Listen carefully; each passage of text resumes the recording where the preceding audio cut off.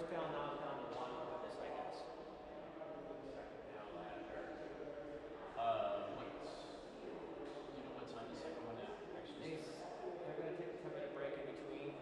They said they expect the first one to go 40 to 50 minutes. So, Not too bad.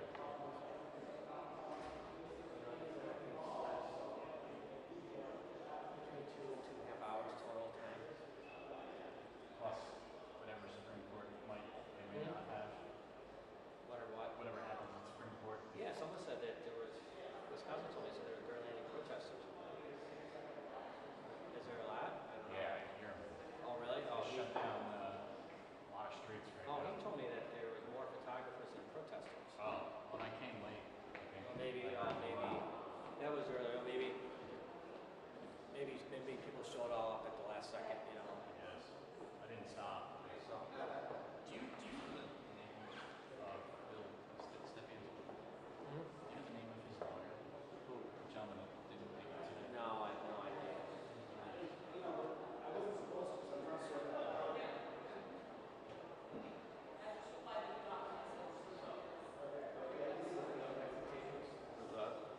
Expectations. Yeah. This is about right.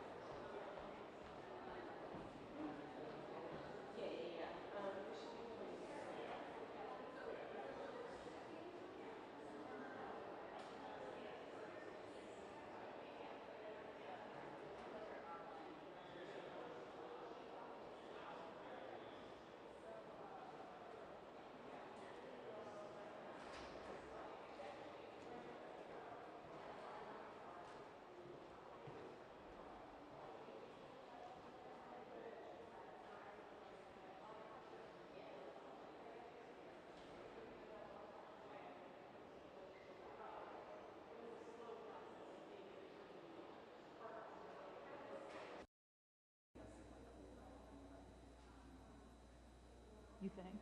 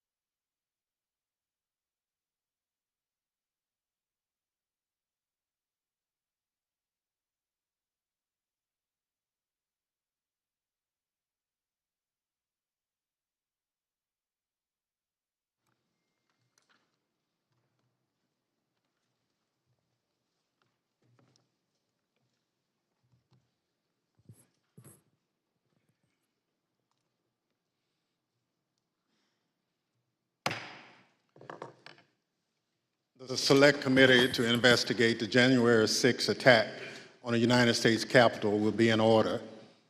Without objection, the chair is authorized to declare the committee in recess at any point. Pursuant to House Deposition Authority Regulation 10, the chair announces the committee's approval to release the deposition material presented during today's hearing. Good morning. Last week, the Select Committee laid out a preview of our initial findings about the conspiracy overseen and directed by Donald Trump to overturn the results of the 2020 presidential election and block the transfer of power, a scheme unprecedented in American history.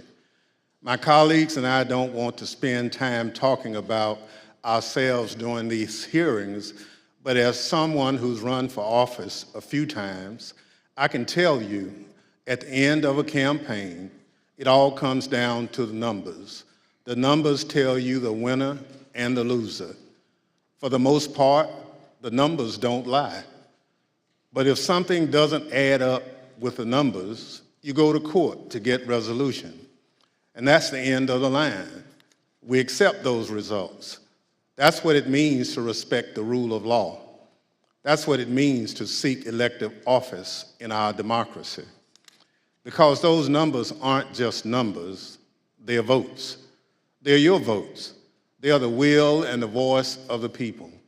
And the very least we should expect from any person seeking a position of public trust is the acceptance of the will of the people, win or lose.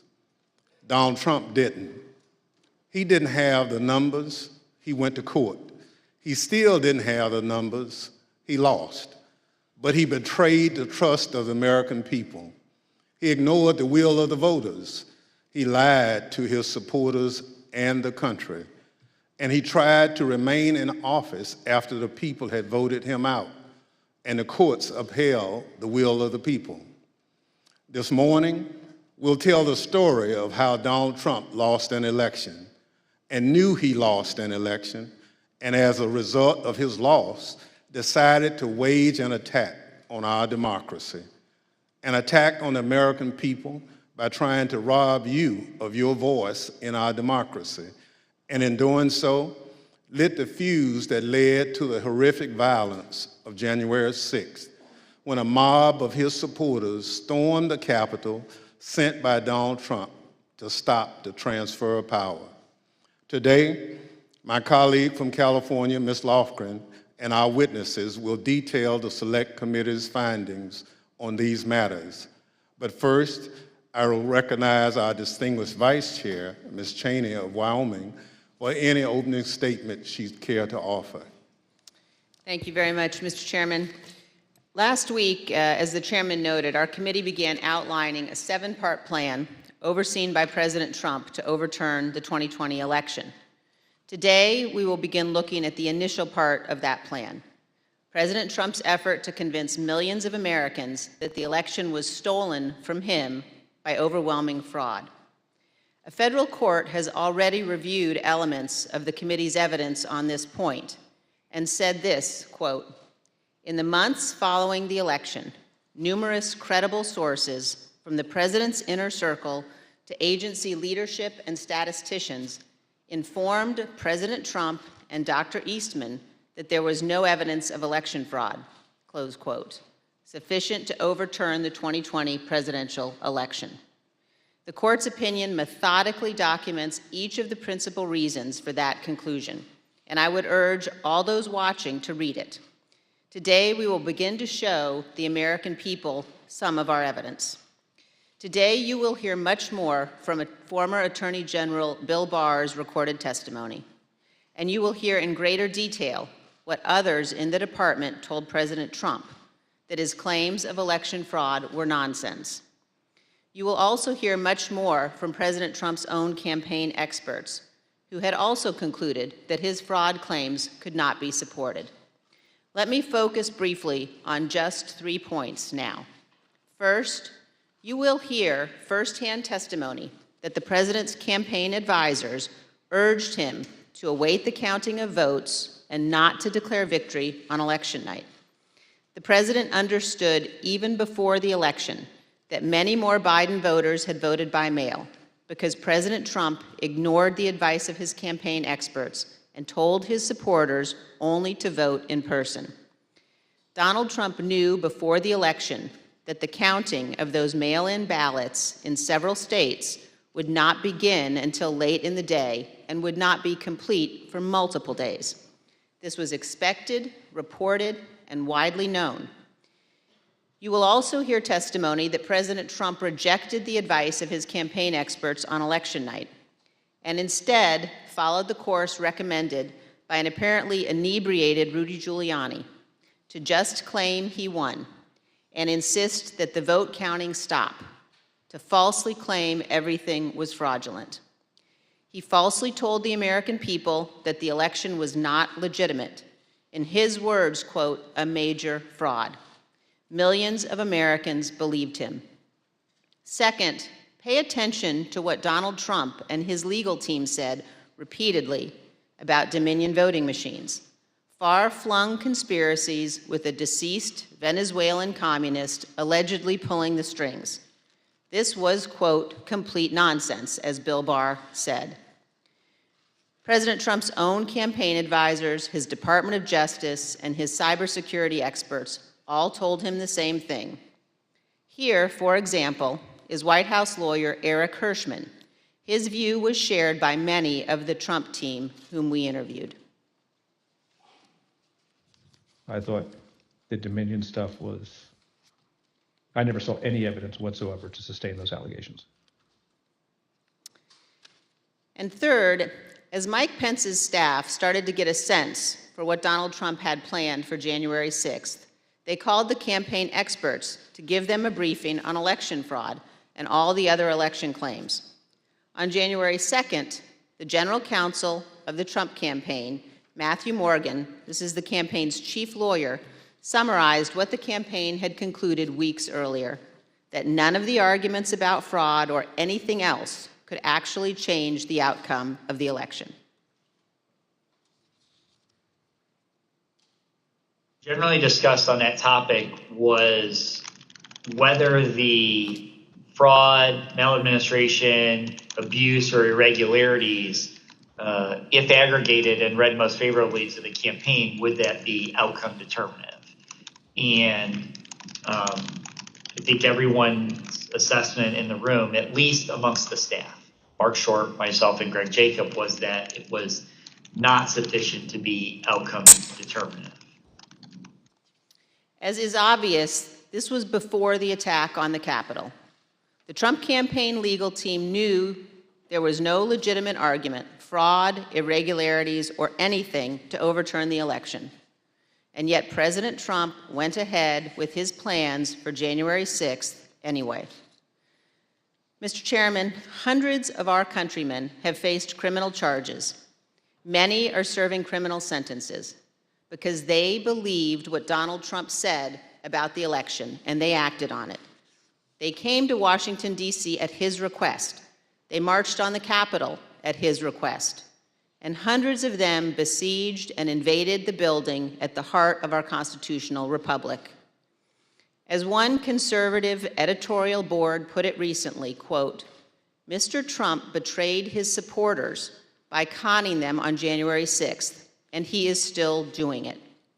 Another conservative editorial board that has long supported President Trump said last week, Donald Trump, quote, won't stop insisting that 2020 was stolen, even though he has offered no proof that that is true.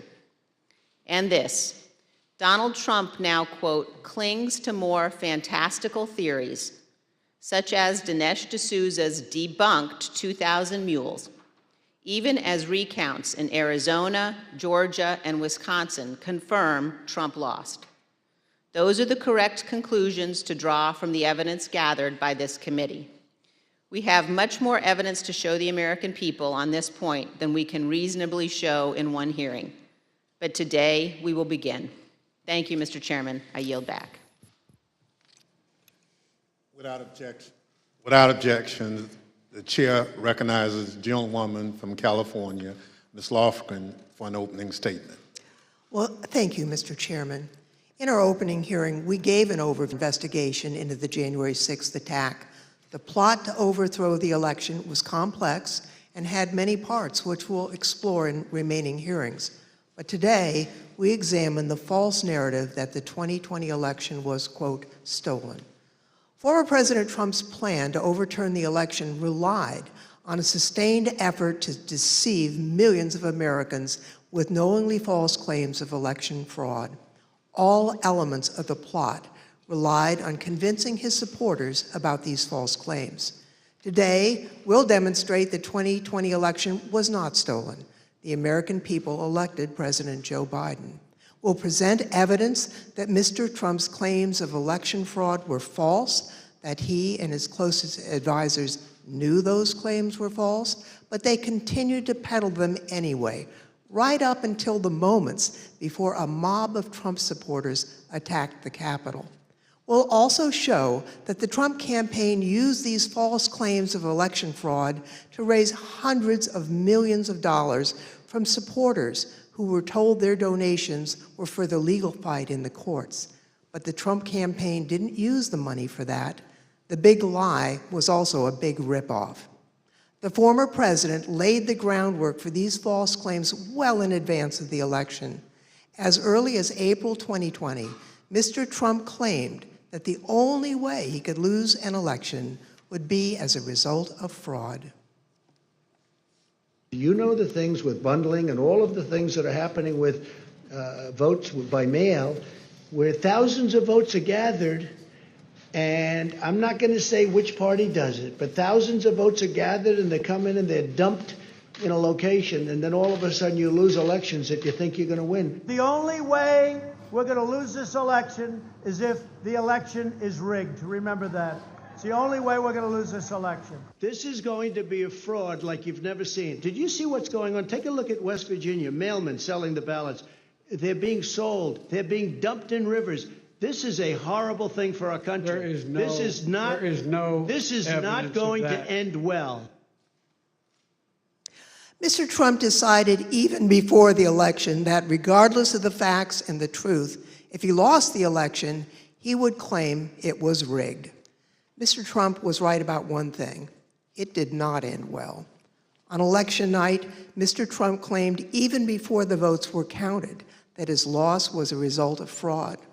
Now, Thursday, we had testimony from Attorney General Barr about the Department of Justice investigation of Mr. Trump's fraud claims. Barr told Trump directly that his claims were BS. Yet, after hearing the truth and that warning from the AG, Mr. Trump continued to peddle the false claims of fraud. You'll hear detailed testimony from Attorney General Barr describing the various election fraud claims the Department of Justice investigated. He'll tell you how he told Mr. Trump repeatedly that there was no merit to those claims. Mr. Barr will tell us that Mr. Trump's election night claims of fraud were made without regard to the truth and before it was even possible to look for evidence of fraud. Attorney General Barr wasn't alone. You'll see and hear today other Department of Justice officials and senior advisors to Mr. Trump that they told him the claims he was making were not supported by evidence. The election fraud claims were false. Mr. Trump's closest advisor, Mr. Trump, knew it. That didn't stop him from pushing the false claims and urging his supporters to, quote, fight like hell, to, quote, take back their country. After he lost the election, various legal challenges were made. You'll hear testimony today from a renowned Republican election litigation lawyer who will explain the normal process by which candidates challenge an election. Rather than accept the results of the election and the decisions of the courts, Mr. Trump pursued a different strategy. He tried to convince the American people the election had been stolen. Many of his supporters believed him, and many still believe him today. The attack on January 6th was a direct and predictable result of Mr. Trump's decision to use false claims of election fraud to overturn the election and to cling to power. Mr. Chairman, I yield back. Thank you very much. I now welcome our first witness. We're joined by former Fox News politics editor Chris Stilwalk. Bill Stepien, President Trump's former campaign manager, was subpoenaed to be here and was in Washington this morning, prepared to testify. Kevin Marino, attorney, is here with us today. Thank you, Mr. Marino, for coming. And he has advised us that Mr. Stepien's wife went into labor this morning. Mr. Stepien unexpectedly had to travel to be with his wife, and we wish him the best. Due to the depth and rigor of our investigation, we have several hours of Mr. Stepien's testimony from when we interviewed him in February, and we will be presenting that testimony today. I'll now swear in our witness. The witness will please stand and raise his right hand. Do you swear or affirm under penalty of perjury that the testimony you're about to give is the truth, the whole truth, and nothing but the truth, so help you God? Thank you. You may be seated. Let the record reflect the witness answered in the affirmative. I now recognize myself for questions. I want to start by showing a video that tells the story of what was going on in the Trump White House on election night in November of 2020. Do you remember where you were on the night of the election, November the 3rd? I was at the White House. You know where specifically over the course of that night you spent your time within the White House? There was an event that was organized in the residence, so I moved between the residence, a room sort of off the residence where some family members were. I take it the president was upstairs in the residence. He was upstairs. We were kind of on the first floor, so not upstairs. We were with mostly with Ivanka and her brothers and a couple other people who'd be coming in and out. Can you just describe the atmosphere? What were people expecting that night when you got to the White House?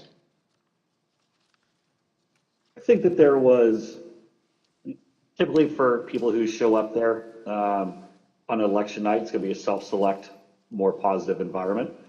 I think people were a little bit nervous, not knowing what was going to happen with the red wave or the red mirage as the debate was being carried out.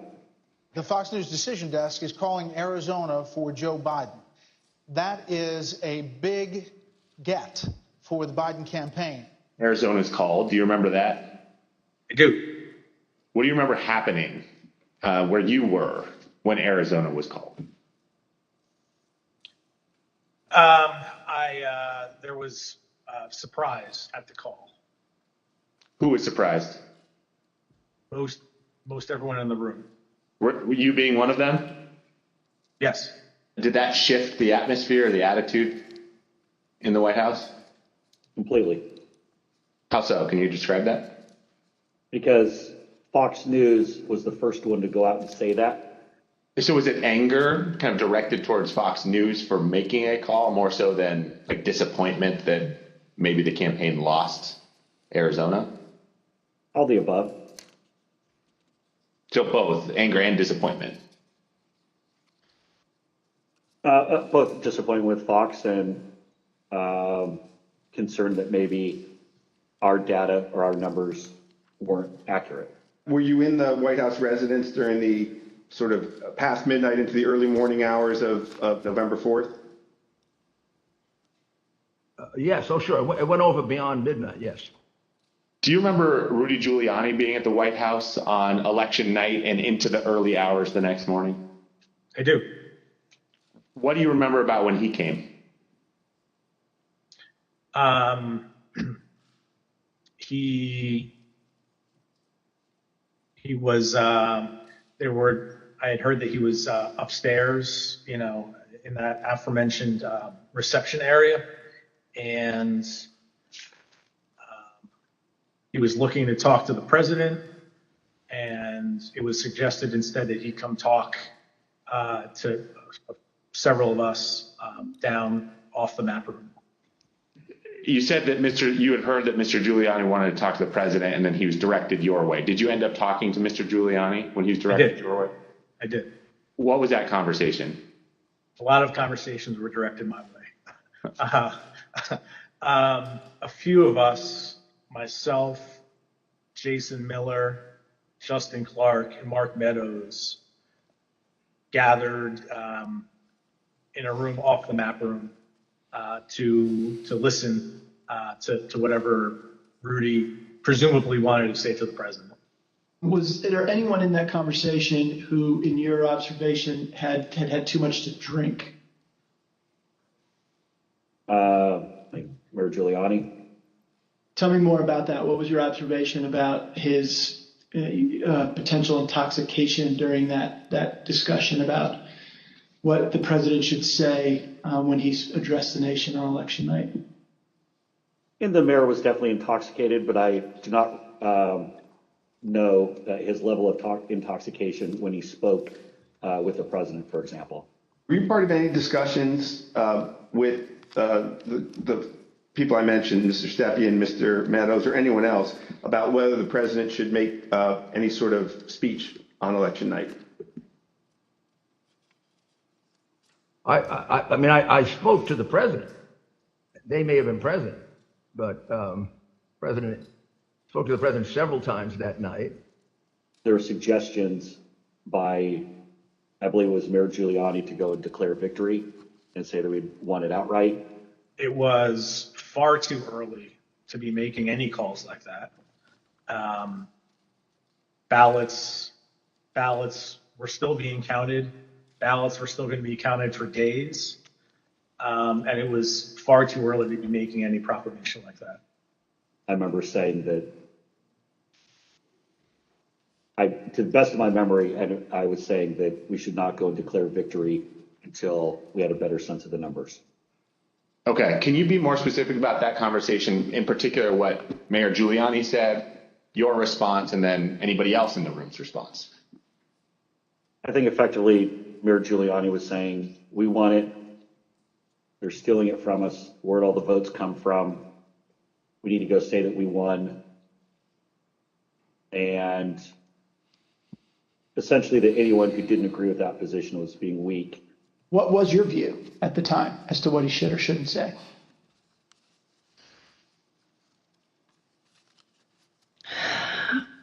I don't know that I had a firm view as to what he should say in that circumstance.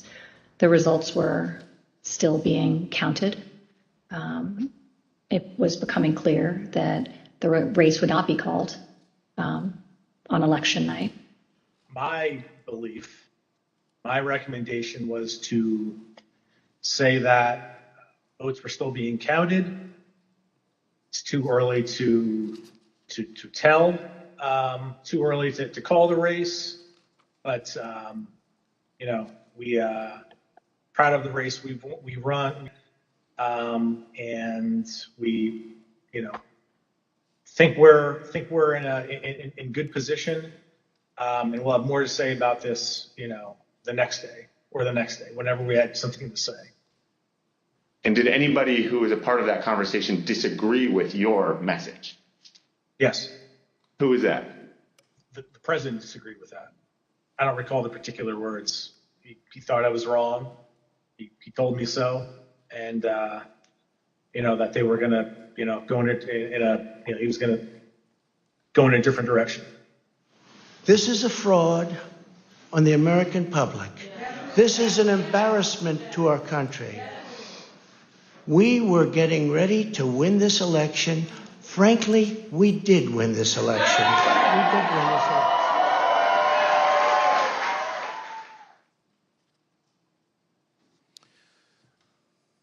Mr. Steiwalt, did President Trump have any basis to declare victory on November 4th, 2020? Thank you.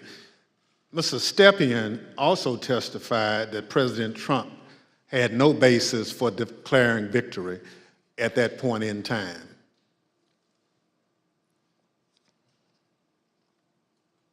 My belief My recommendation was to say that votes were still being counted.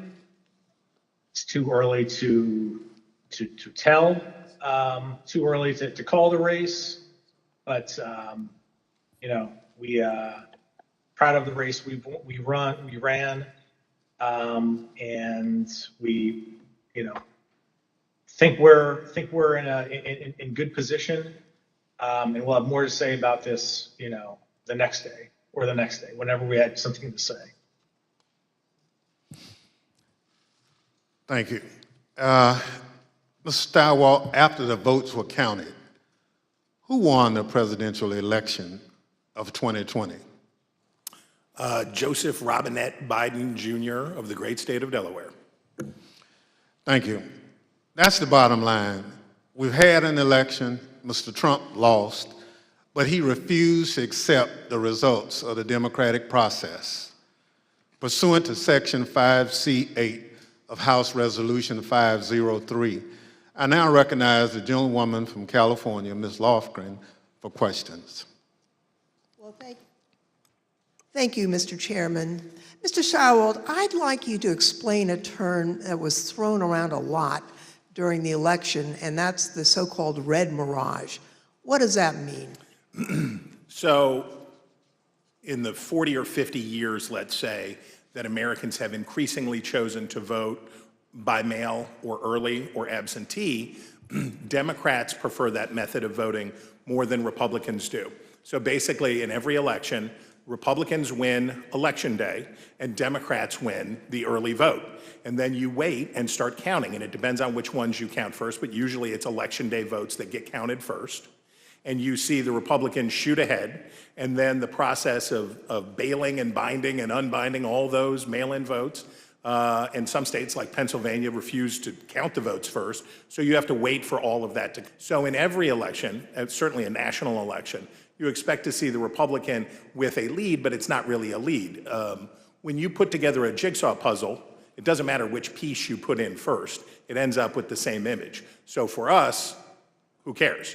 But that's because no candidate had ever tried to avail themselves of this quirk in the election counting system. We had gone to pains, and I'm proud of the pains we went to make sure that we were informing viewers that this was going to happen, because the Trump campaign and the president had made it clear that they were going to try to exploit this anomaly. And we knew it was going to be bigger because the percentage of early votes was higher, right? We went from about 45% of the votes being early and absentee to, because of the pandemic, that increased by about 50%. So we knew it would be longer, we knew it would be more. So we wanted to keep telling viewers, hey, look, the number that you see here is sort of irrelevant because it's only a small percentage of these votes. So this red mirage, that's really what you expected to happen on election night. Happens every time. Thank you, Mr. Steiwalt.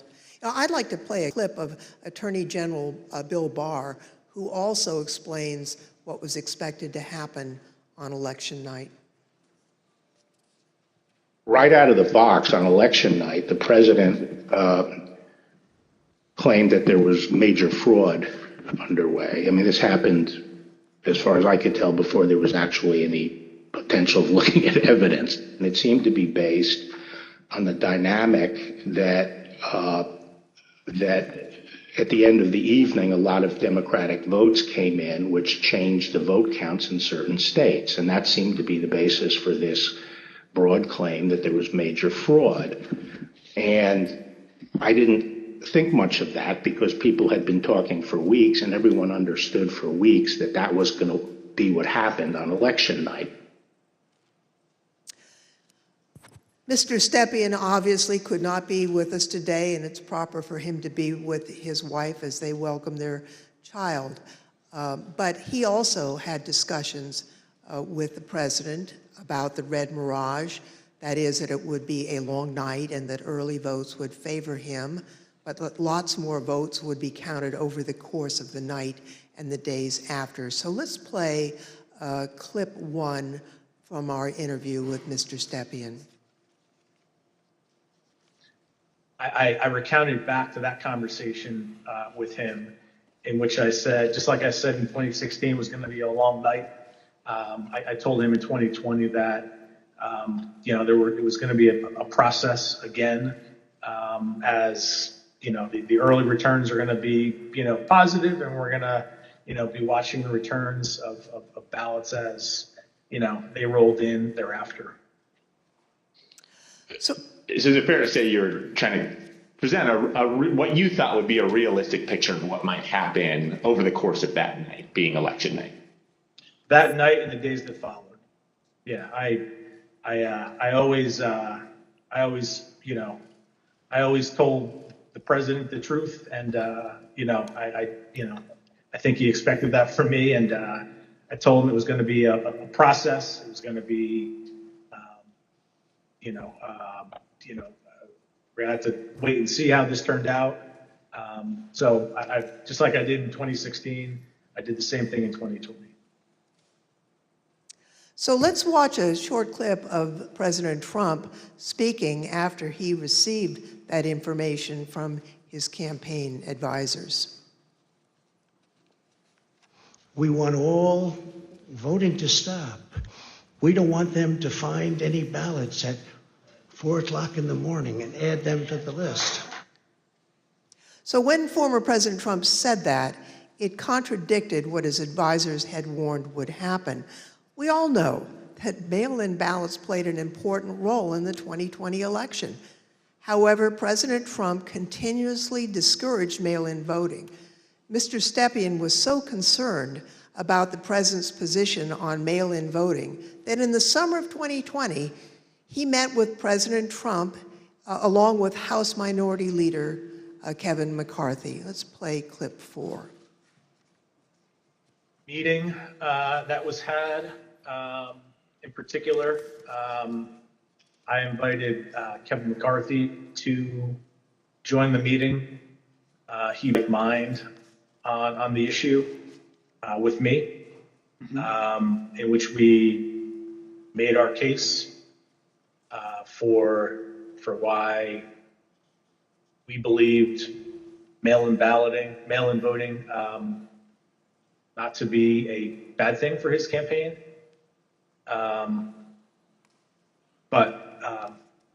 The president's mind was made up, and you understand, times to, go to the well on a particular topic. Yeah, I understand. Tell me a little bit more about the argument that you and Mr. McCarthy made to the president in that meeting as to why it wasn't a bad thing that mail-in voting was available.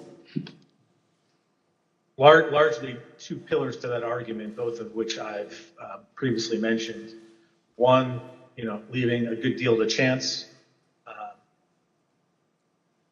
pushing or urging your voters to vote only on election day leaves a lot to chance. That's A. And B, also previously mentioned, the fact that the Trump campaign, the Republican National Committee, the Republican Party had an advantage of grassroots workers and volunteers on the ground that would allow, an advantage to enhance return rates of ballots that were mailed. Those were the two pillars of the argument. I see. And what, if anything, do you recall Representative McCarthy saying during that meeting? We were echoing the same argument. I mean, his words echoed mine, and vice versa on those two topics. Mr. Stirewalt, you were at the decision desk at Fox News on election night, and you called Arizona early for President Biden, which was controversial. How did you make that call, and where did you think the race stood in the early hours of the next day? Well, it was really controversial to our competitors who we beat so badly by making the correct call first. Our decision desk was the best in the business, and I was very proud to be a part of it. Because we had partnered with the Associated Press and the National Opinion Research Center at the University of Chicago, thanks to my colleague and friend Arnon Mishkin, had built a wonderful device for forecasting the outcomes of elections. So we had a different set of data than our competitors did. We had more research, and we had a better system, and we had a great team. So what you're waiting to see is, do the actual votes match up with the expectations in the poll? The real votes are testing the quality of your poll in targeted precincts and in targeted places. And let me tell you, our poll in Arizona was beautiful. And it was doing just what we wanted it to do, and it was cooking up just right. And at some point, and I forget exactly who, but at some point it became clear that Arizona was getting ready to make a call. So we, my boss, Bill Salmon, said we're not making any call until everybody says yes, because that was always our policy, unanimity. And you have to understand, in this room, you have, the best. People from academia, Democrats, Republicans, a broad cross-section of people who had worked together for a decade, who are really serious about this stuff. So we knew it would be a consequential call because it was one of 5 states that really mattered, right? Wisconsin, Michigan, Pennsylvania, Georgia, Arizona were the ones that we were watching. We knew it would be significant to call any one of those 5, but we already knew Trump's chances were very small and getting smaller based on what we had seen. So we were able to make the call early. We were able to beat the competition. We looked around the room, everybody says yay, and on we go. And by the time we found out how much everybody was freaking out and losing their minds over this call, we were already trying to call the next state. We had already moved on. We were to Georgia, we were to North Carolina, we were looking at these other states. So we thought we were pleased, but not surprised. I see.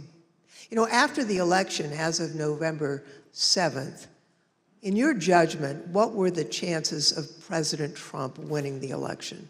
After that point? Yes. None.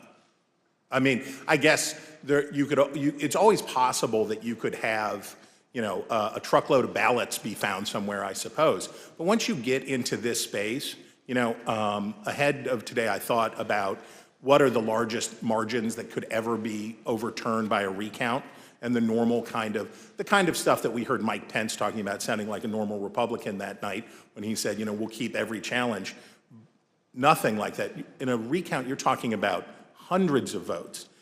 When we think about calling a race, one of the things that we would think about is it outside the margin of a recount?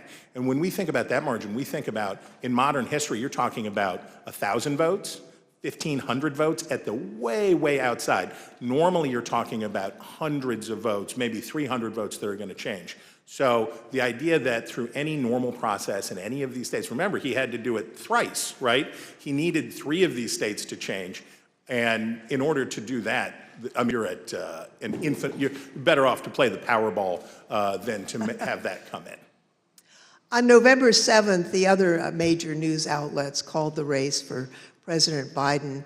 Now, Mr. Stepien told the committee that he thought the odds were, and this is a quote, very, very, very bleak, and held a meeting with the president that same day. Let's show clip 8, video clip 8.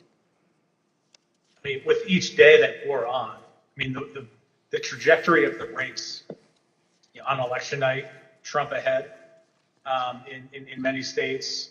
And as that week wore on, as the 3rd became the 4th, became the 5th, and so on and so forth, and the vote by mail ballots were tabulated, Trump's lead, grew more narrow, and in some places, Biden surpassed, Trump in the vote totals. So as the week wore on, as we paid attention to those numbers multiple times a day, internally, I was feeling less confident for sure.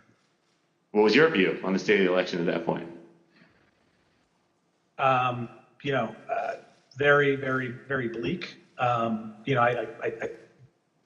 We told him, the group that went over there outlined, my belief in chances for success at this point, and then we pegged it at 5, maybe 10% based on recounts that either were automatically initiated or could be initiated based on realistic legal challenges, not all the legal challenges that eventually were pursued.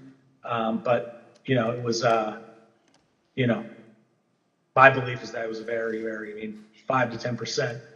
It's not a very good optimistic outlook. Now, as President Trump and others continued to claim that the election was stolen, there were lawyers who were a part of the campaign lawyers who were responsible for investigating the fraud claims. That includes Alex Cannon, who could not validate the claims that were being made, including those being made by the president. Let's roll video 13. This is an email. It's two emails, actually. The first is from Alex Cannon to you and Faith McPherson.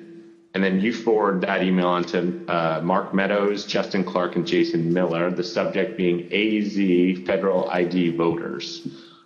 If you look at the original email there, it says, Bill, we completed the AZ analysis you requested. I assume that's about Arizona. And because of the substantial uncertainty surrounding the databases, this is a highly unreliable way to identify ineligible voters. Can you explain the task that you gave to Ms. Cannon for this Arizona analysis? Sure. Previously, I described some of my frustration with some of the claims that people would throw at President Trump regarding, need to look at this, this happened in this state or that happened in that state.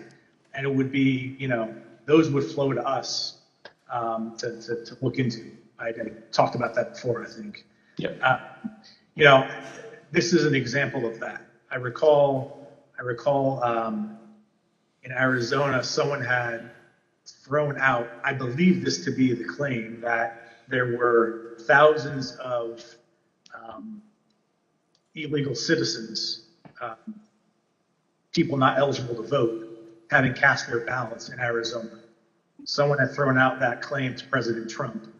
And with, the margins being as close as they were, as I previously described, that could potentially matter. So this wild claim is thrown out, which, on its face didn't seem, realistic or possible to me. I asked Alex to look at the claim, and I haven't read this full email, but I recall the response to that. The reality of that was not illegal citizens voting in the election. I think it was like overseas voters voting in the election. So obviously, people who were eligible to vote. When these findings were passed up the chain to President Trump, he became frustrated and he replaced the campaign's legal team. Let's play clip 14. I think the president, it was during the second week where things like you displayed were occurring, where he was, growing increasingly unhappy with, his team, me, less so because I was less involved at this point, but still me, growing increasingly unhappy with Justin Clark, and that kind of, paved the way for, Justin to be moved out and Mayor Giuliani to be moved in as the person in charge of, the legal side of the campaign and, for all intents and purposes, the campaign at that point. Now, when Mr. Stepien became campaign manager, he was the second Trump campaign manager for the 2020 race, and there were only about 115 days until Election Day. So let's play the video. I inherited a campaign that was, the day I was hired was, I believe, President Trump's low point in the 2020 daily average polling against President Biden. It was a campaign at a low point in the polls. It was structurally and fiscally deficient. There was a great deal wrong with the campaign in both of those in both of those areas. So most of my day spent fixing what I think I took over with 115 days left in the campaign. Most of my time was spent fixing the things that could be fixed with 115 days left in the campaign. Now, Mr. Stepien has been in the campaign field for a long time, and he worked for lots of different candidates and campaigns. He testified to this committee about his concerns given the claims that Mr. Giuliani and Ms. Powell and their team were making publicly. Let's play clip 15. Okay, and was it important for you, Mr. Stepien, to sort of pull back just for your own professional reputation? You didn't want to be associated with some of what you were hearing from the Giuliani team and others that sort of stepped in the wake of your departure? I didn't mind being categorized. There were two groups of, we called them kind of my team and Rudy's team. I didn't mind being characterized as being part of Team Normal, as reporters, kind of started to do around that point in time. I said, hours ago, early on that, I've been doing this for a long time, 25 years, and I've spanned, political ideologies from Trump to McCain to Bush to Christie, and, I could work under a lot of circumstances for a lot of varied, candidates and politicians, but a situation where, and I think along the way I've built up a pretty good, I hope, a good reputation for being honest and professional, and I didn't think what was happening was necessarily honest or professional at that point in time. So that led to me stepping away.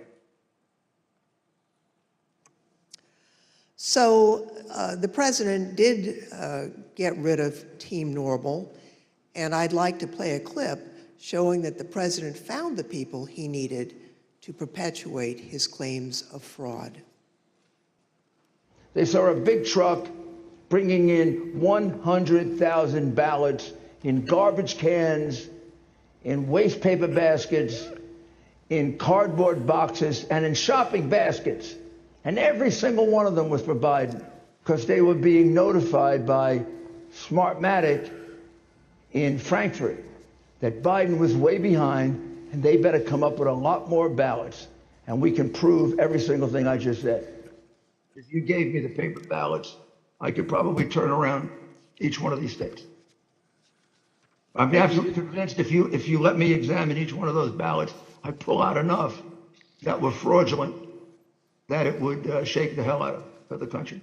It can set and run an algorithm that probably ran all over the country to take a certain percentage of votes from President Trump and flip them to President Biden, which we might never have uncovered had the votes for President Trump not been so overwhelming in so many of these states that it broke the algorithm. I remember that one of the things Mark said at some point was, you can't show an actual vote was flipped, which I found at the time to be a remarkable assertion, because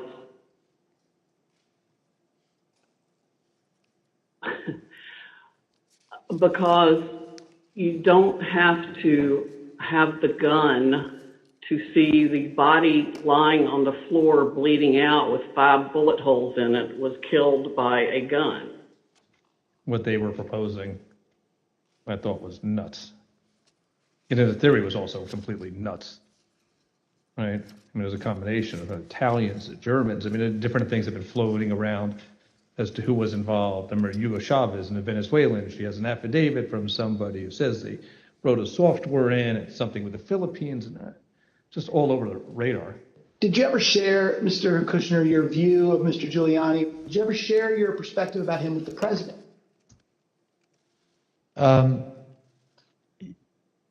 I guess,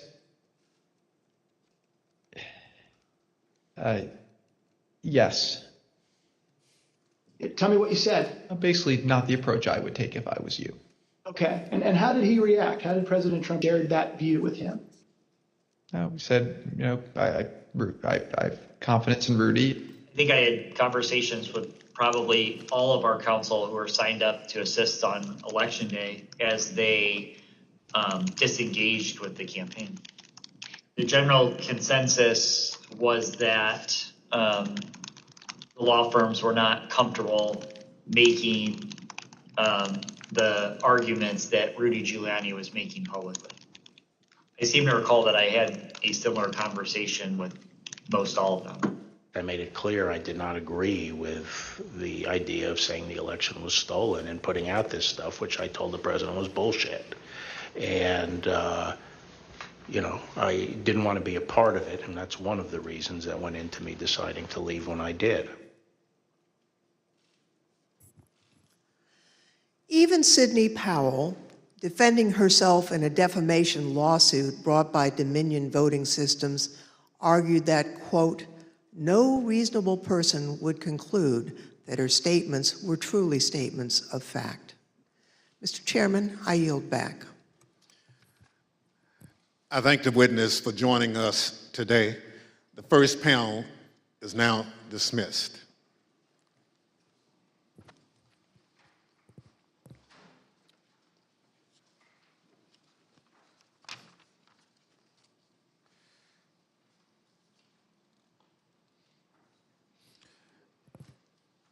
Without objection, the chair recognizes the gentlewoman from California, Ms. Lofgren. Thank you, Mr. Chairman.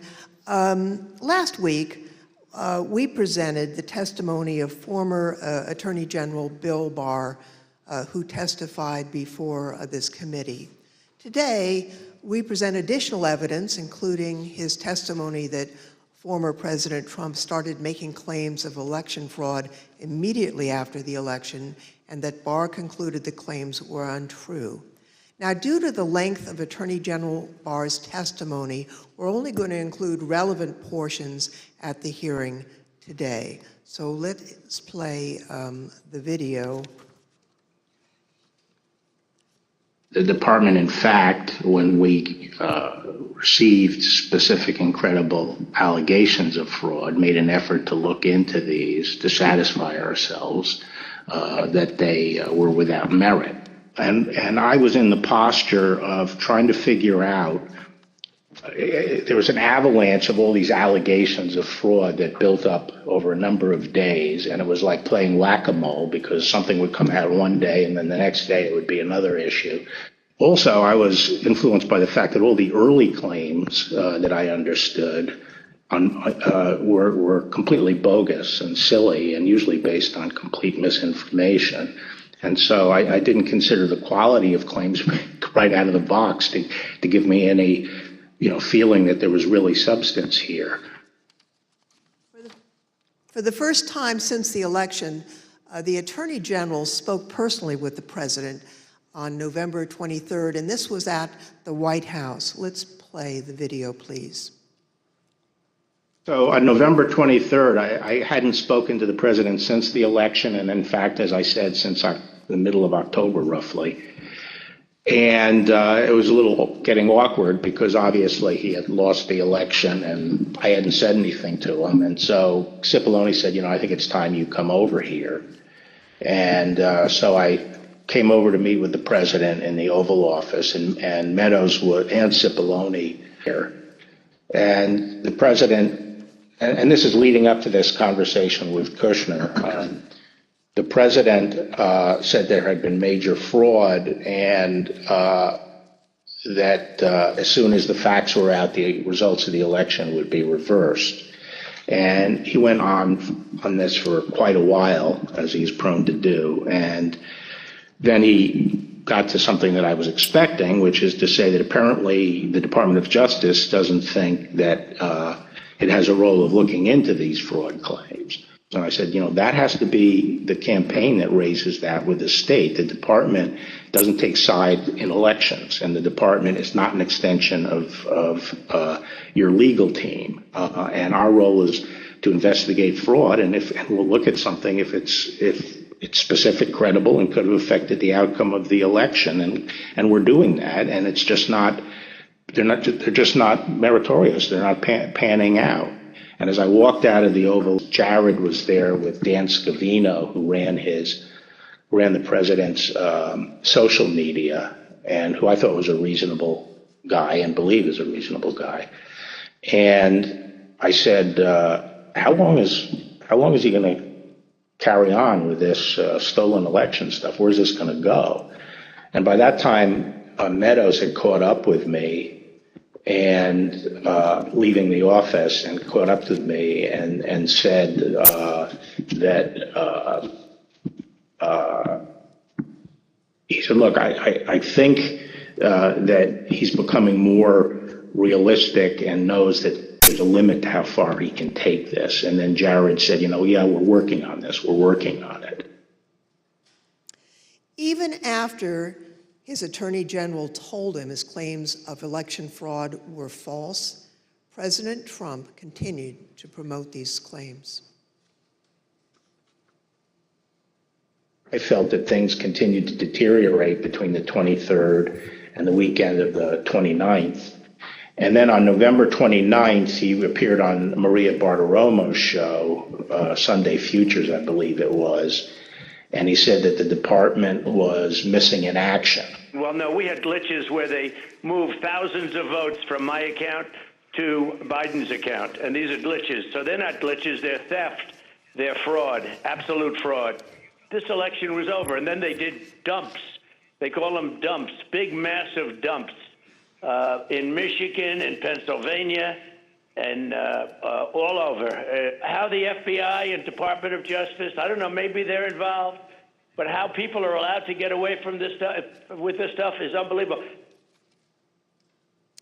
Now, spurred by what he saw, Barr told the Associated Press on December 1st that there was no evidence of election fraud.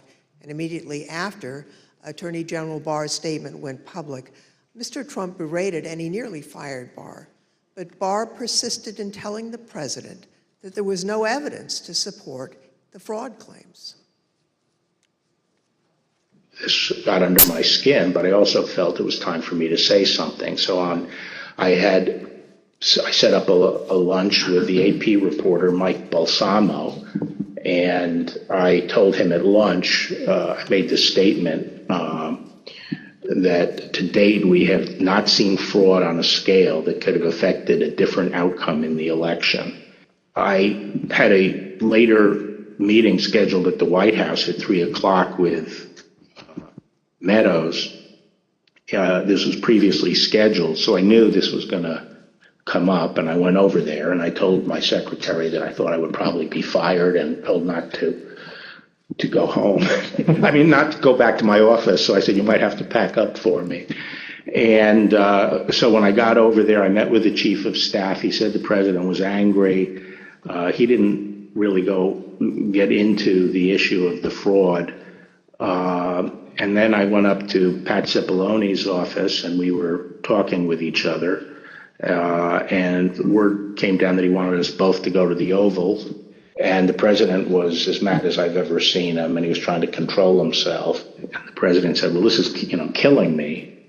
You didn't have to say this. You must have said this because you hate Trump. You hate Trump. And then he raised the big vote dump, as he called it, in Detroit. And that, he said people saw boxes coming into the counting station at all hours of the morning and so forth. And I explained to him that at that point I knew the exact number of precincts in Detroit. I think it was 630 something. I said, Mr. President, there are 630 precincts in Detroit, and unlike elsewhere in the state, they centralized the counting process, so they're not counted in each precinct. They're moved to counting stations, and so the normal process would involve boxes coming in at all different hours. So there's nothing. And I said, did anyone point out to you, did all the people complaining about it point out to you, you actually did better in Detroit than you did last time? I mean, there's no indication of fraud in Detroit. And I told him that the stuff that his people were shoveling out to the public was bullshit. I mean, that the claims of fraud were bullshit. And, he was indignant about that. And I reiterated that they'd wasted a whole month on these claims on the Dominion voting machines, and they were idiotic claims. And I specifically raised the Dominion voting machines, which I found to be among the most disturbing allegations, disturbing in the sense that I saw absolutely zero basis for the allegations, but they were made in such a sensational way that they obviously were influencing a lot of people, members of the public. that there was this systemic corruption in the system and that their votes didn't count and that these machines controlled by somebody else were actually determining it, which was complete nonsense. And it was being laid out there. And I told them that it was crazy stuff and they were wasting their time on that. And it was doing a grave disservice to the country. Okay, so the very next day, the president released a video rehashing some of the very same claims that his chief law enforcement officer had told him were, quote, nonsense. Here's an example. This is Michigan. At 6:31 in the morning, a vote dump of 149,772 votes came in unexpectedly. We were winning by a lot. That batch was received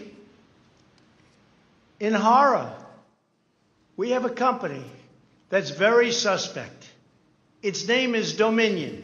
With the turn of a dial or the change of a chip, you can press a button for Trump and the vote goes to Biden. What kind of a system is this? Barr again told the president that there was nothing to these claims on December 14th. When I walked in, sat down, he went off on a monologue saying that there was now definitive evidence involving fraud through the Dominion machines. And a report had been prepared by a very reputable cybersecurity firm, which he identified as Allied Operations Group, and he held up the report, and then he asked that a copy of it be made for me. And while a copy was being made, he said, this is absolute proof that the Dominion machines were rigged. The report means that I'm going to have a second term.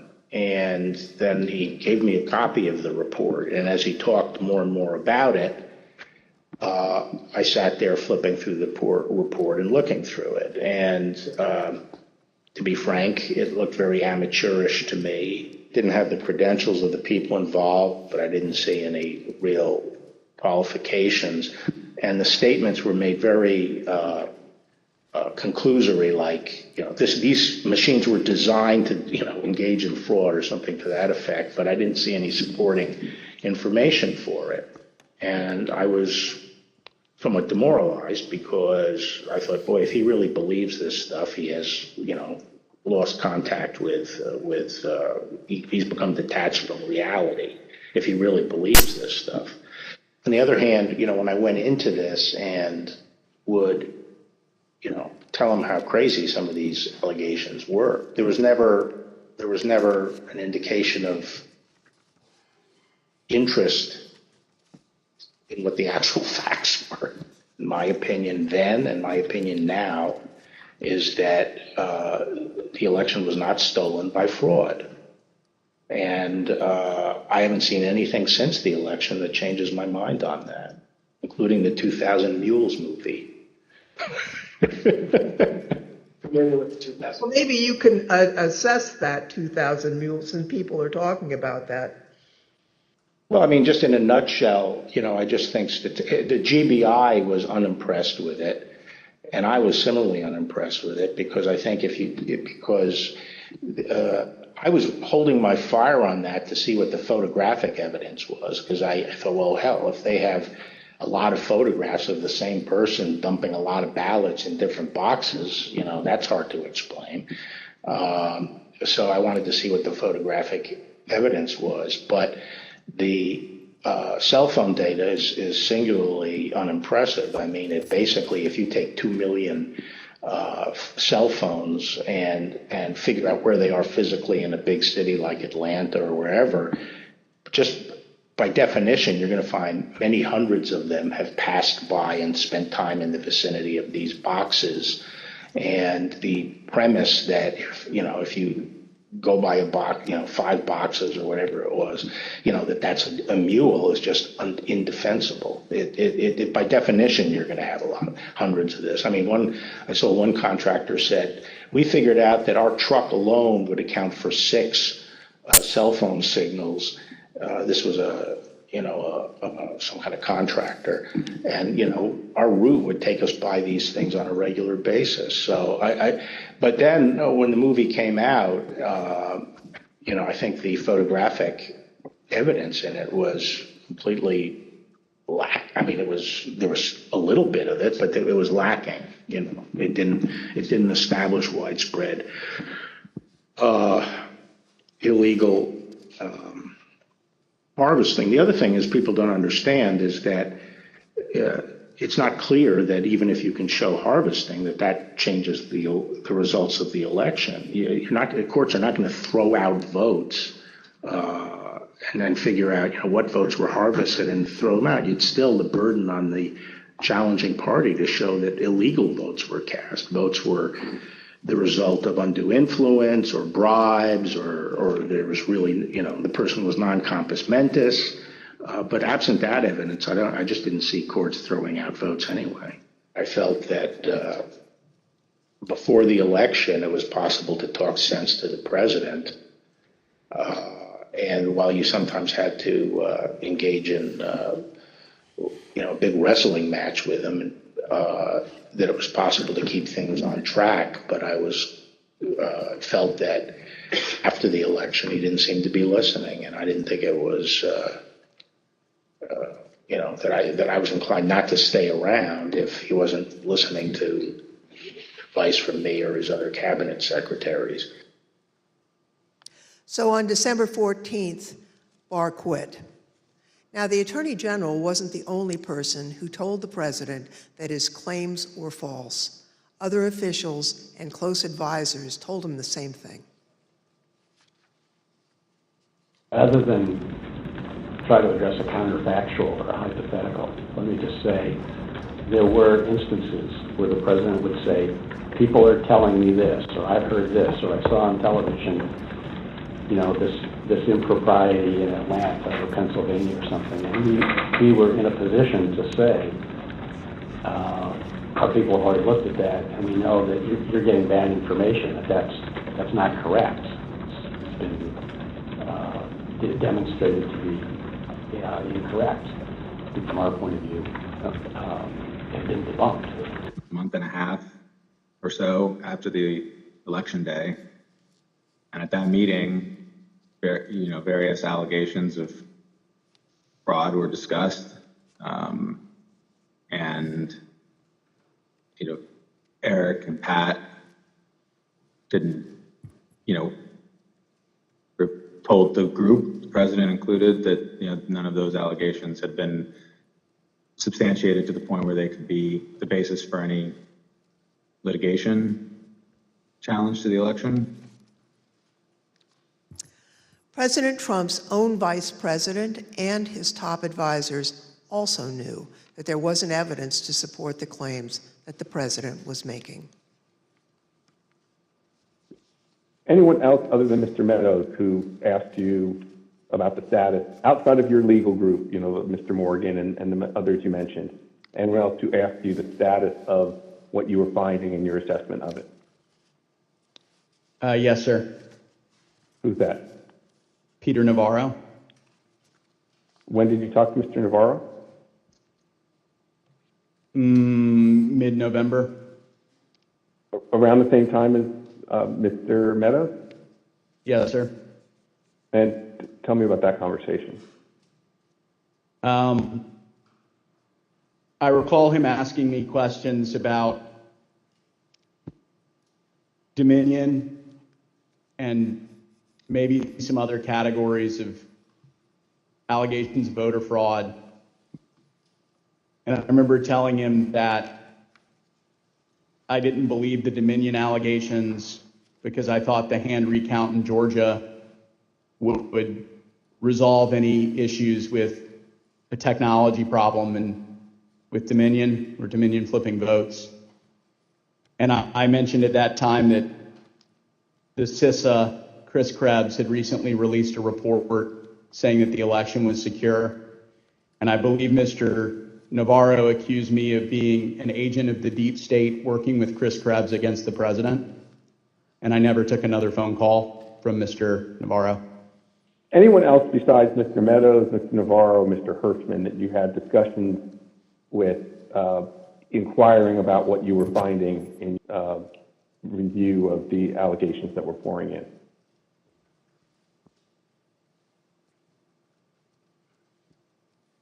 I believe I had about a 15-second conversation with the vice president about it as well. When was that? During one of the visits to the White House. I don't know which one. I think it was the first one in November. I had met him briefly at the campaign, and he remembered me and saw me. And he asked what I was doing on the campaign, and I told him that, we were looking into some of the issues related to voter fraud. And he asked me, I don't remember his exact words, but he asked me if we were finding anything. And I said that I didn't believe we were finding it, or I was not personally finding anything sufficient to alter the results of the election. And he thanked me. That was our interaction. At a later hearing, you'll hear live testimony from the former acting Deputy Attorney General of the Department of Justice, Rich Donoghue. But now I'd like to play a portion of his testimony. I tried to, again, put this in perspective and to try to put it in very clear terms to the president. And I said something to the effect of, sir, we've done dozens of investigations, hundreds of interviews.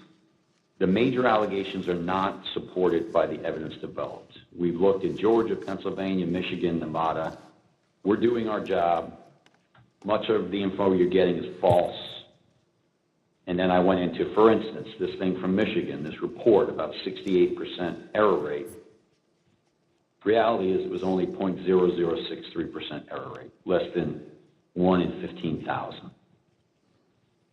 So the president accepted that.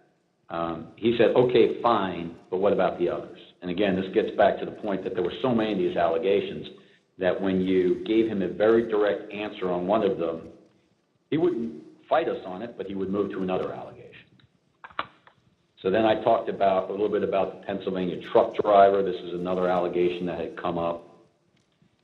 And this claim was by a truck driver who believed, perhaps honestly, that he had transported an entire tractor-trailer truck full of ballots from New York to Pennsylvania.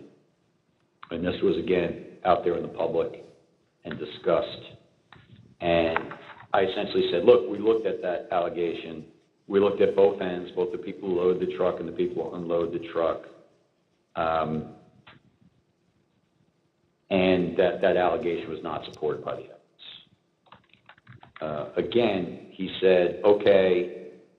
And then he said, no, I didn't mention that one. What about the others? And I said, okay, well, with regard to Georgia, we looked at the tape, we interviewed the witnesses. There is no suitcase. The president kept fixating on this suitcase that supposedly had fraudulent ballots and that the suitcase was rolled out from under the table. And I said, no, sir, there is no suitcase. You can watch that video over and over. There is no suitcase. There is a wheeled bin where they carry the ballots, and that's just how they move ballots around that facility. There's nothing suspicious about that at all. I told them that there was no multiple scanning of the ballots. One part of that allegation was that they were taking one ballot and scanning it through 3 or 4 or 5 times to rack up votes, presumably for Vice President Biden. I told him that the video did not support that. Then he went off on double voting. At the top of the next page, he said, dead people are voting. Indians are getting paid to vote. He meant people on Native American reservations. He said there's lots of fraud going on here. Told him flat out that much of the information he's getting is false and or just not supported by the evidence. We look at the allegations, but they don't pan out. Mr. Barr and his advisors were not the only ones who determined that the president's allegations regarding Dominion voting machines were false. So, Mr. Chairman, I ask unanimous consent to include in the record of this hearing reports issued by the Department of Homeland Security's Cybersecurity and Infrastructure Security Agency, otherwise known as CISA, that addressed and rejected the claims of manipulation of voting machines in the 2020 election. Without objection, so ordered.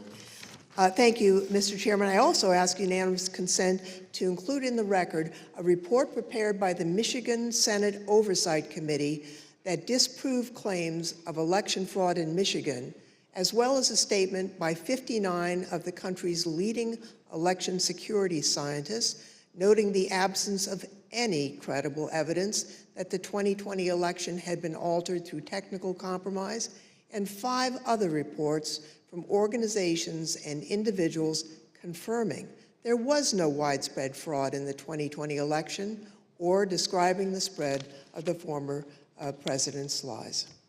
Without objection, so ordered. Thank you, Mr. Chairman, and I yield back. Pursuant to the order of the committee for today, the chair declares the committee in recess for a period of approximately 10 minutes.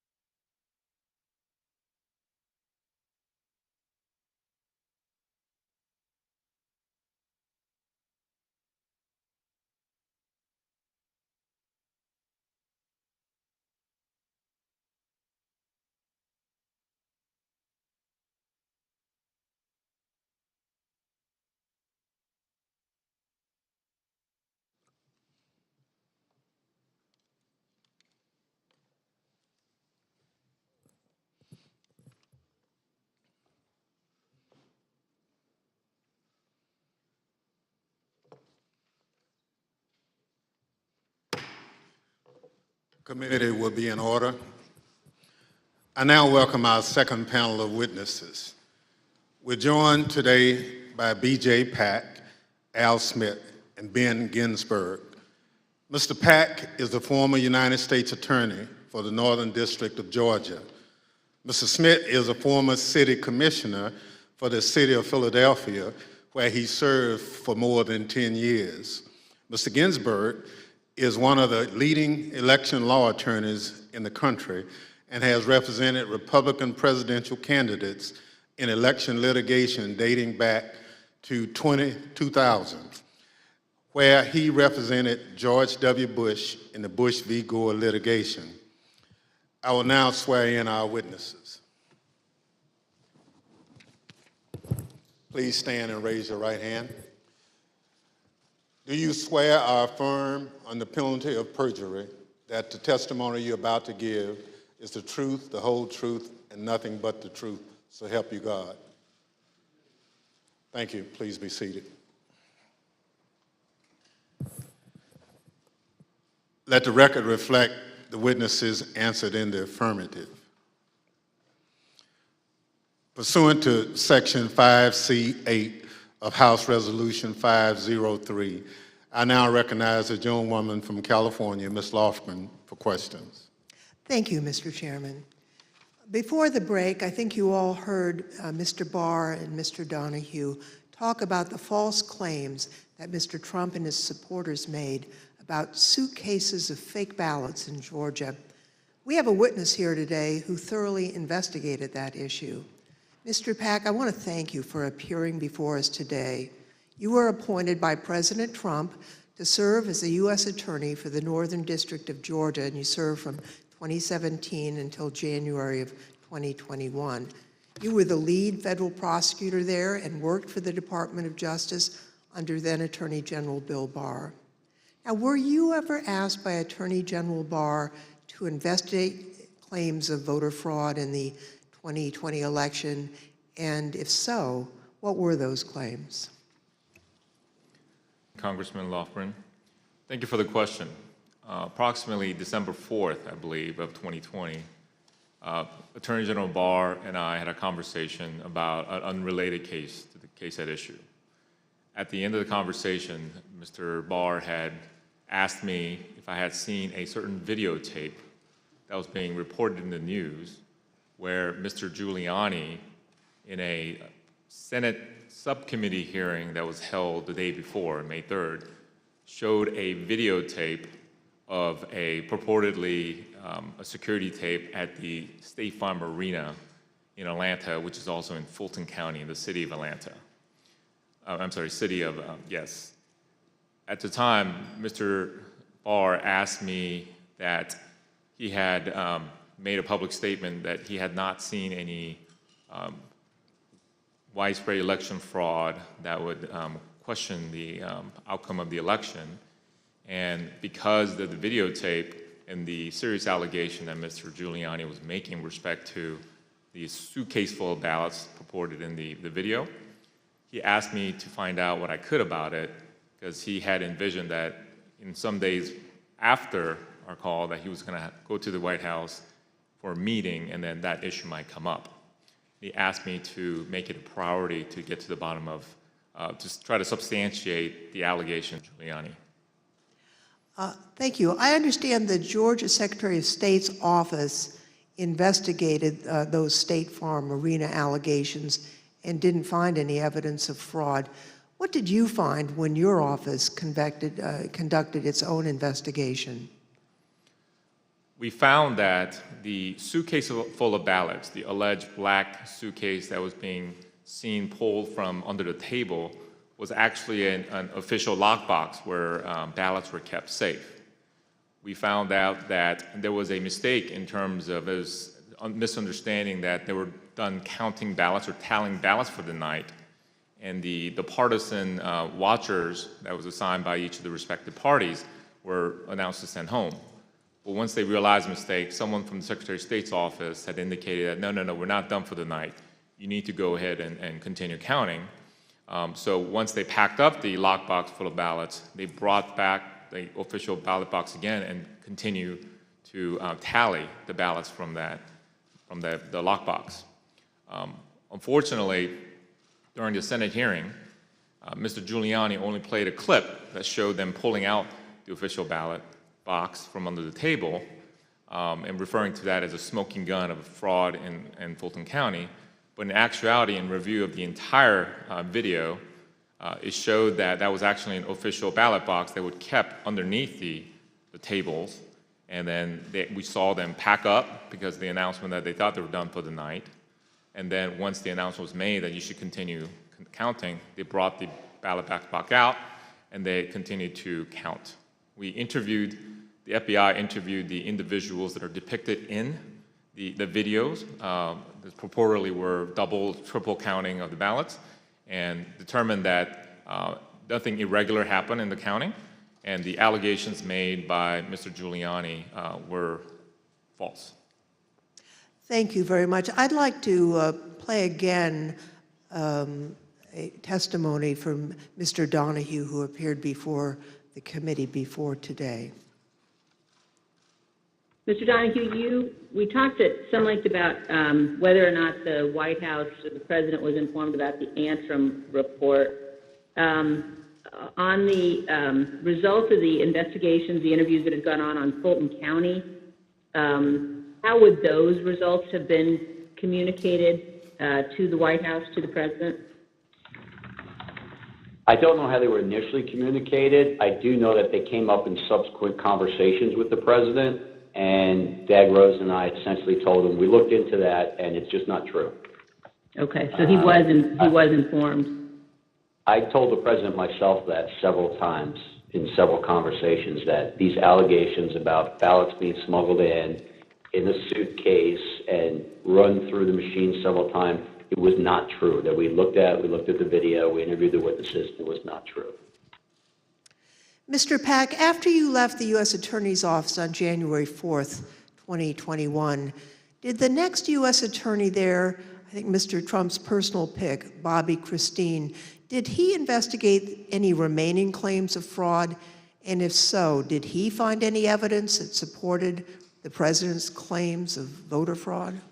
It is my understanding that Mr. Christine continued any investigations that were pending at the time of my departure, but he was unable to find any evidence of fraud that affected the outcome of the election. So after investigating incidents and Mr. Giuliani's claims about voter fraud in Georgia, is it your view today that there was no evidence of widespread fraud sufficient to undermine confidence in the outcome of the election in Georgia? That is correct. Thank you, Mr. Pack. And I want to thank you also for the service that you've given to our country. We appreciate that. Next, I'd like to turn to President Trump's false allegations about election integrity in Philadelphia. The Attorney General discussed these allegations at some length. You know, the idea, the president has repeatedly suggested that there was some kind of outpouring of unexpected votes in inner city areas like Philadelphia. As recently as January 13th, when he walked off the NPR set, he was asked by the interviewer, what's your evidence of fraud? And he said more people voted in Philadelphia than there were voters. And that was absolute rubbish. The turnout in Philadelphia was in line with the state's turnout. And in fact, it was not as impressive as many suburban counties. And there was nothing strange about the Philadelphia turnout. It wasn't like there was all these unexpected votes that came out in Philadelphia. So, I think once you actually look at the votes, and then there's an obvious explanation. For example, in Pennsylvania, Trump ran weaker than the Republican ticket generally. He ran weaker than two of the state candidates. He ran weaker than the congressional delegation running for federal Congress, and he ran weaker than the Republican, I think. I haven't looked at this recently, but he generally was a weak element on the Republican ticket. So that does not suggest that the election was stolen by fraud. How about Pennsylvania and Bill McSwain? We were talking to the U.S. Attorney in Philadelphia about an alleged discrepancy between the number of absentee ballots issued and the number of ballots cast. Right. So that was one of the big ones for a period of time. I think that was raised at Gettysburg by Giuliani or something like that. But it kept on being repeated, and I found it annoying because it didn't seem that it was right. So I called McSwain, and he got back to me. He said, no, the problem is that Mastriano threw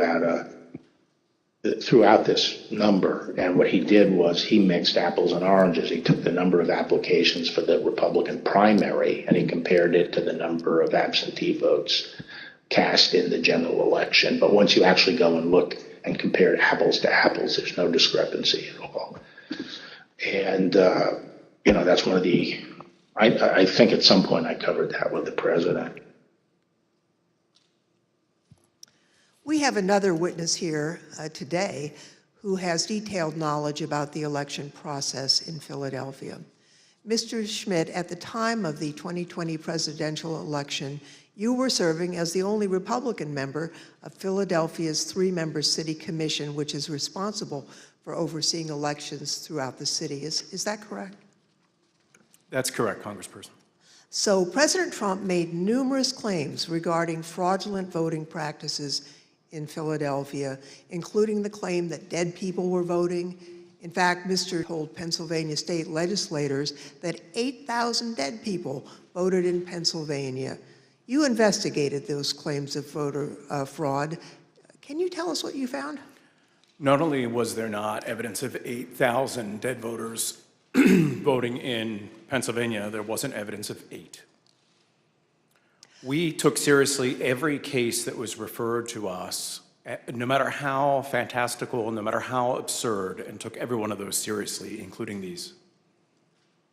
As it turns out, even Mr. Trump's campaign lawyers knew that the dead voter claims weren't valid. I guess the crooks in Philadelphia are disappointed in this. They only submitted 8,021 ballots from dead people, mail-in ballots for dead people. It's probably easier for dead people to submit mail-in ballots than it is to vote in person. Rudy was, at this stage of his life, in the same ability to manage things at this level or not. And obviously, I think Bernie Kerik publicly said it. They never proved the allegations that they were making, and they were trying to develop.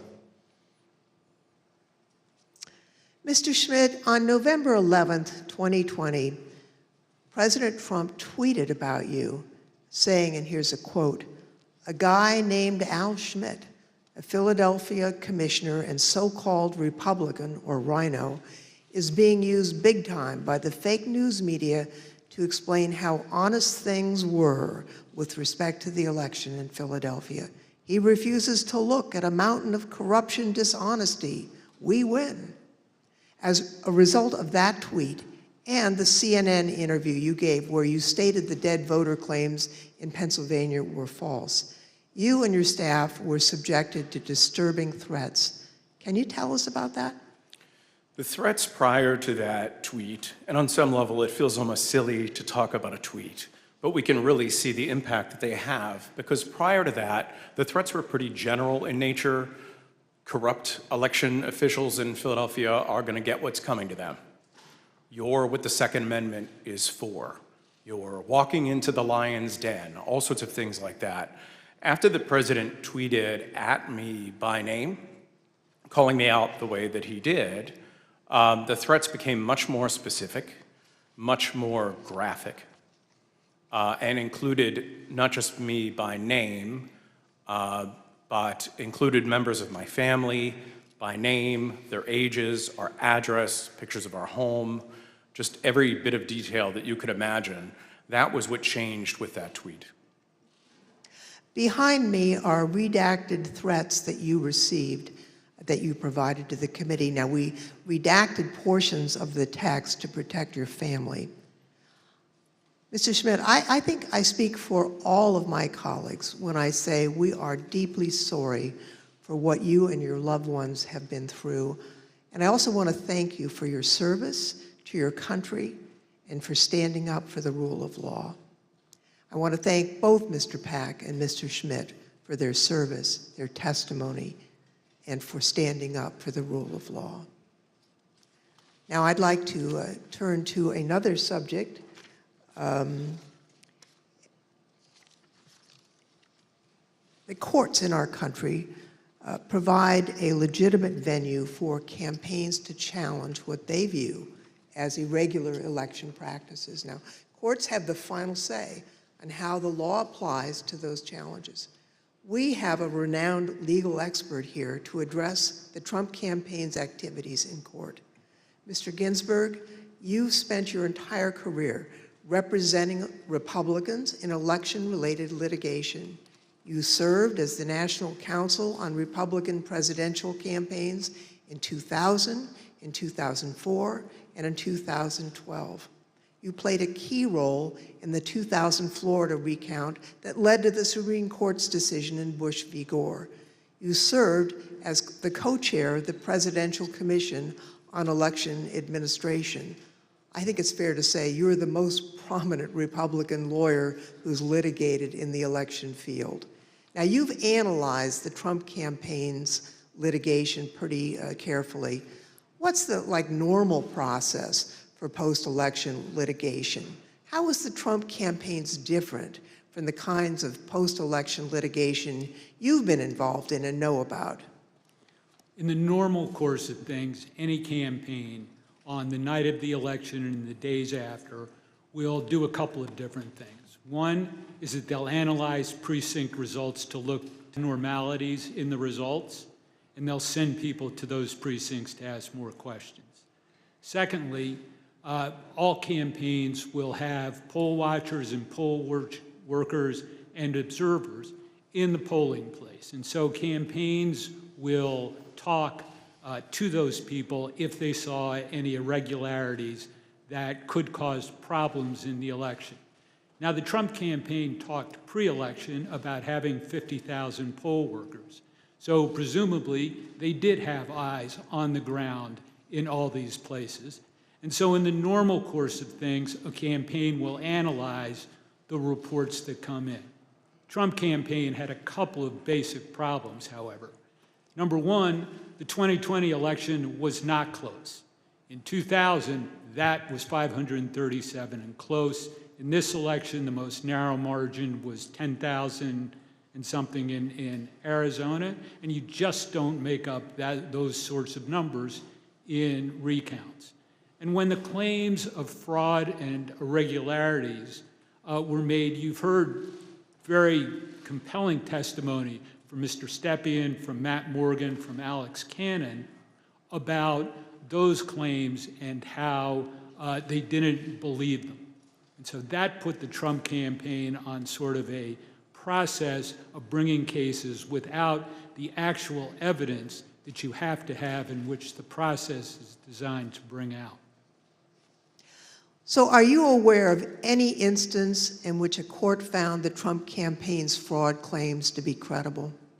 No, there was never that instance.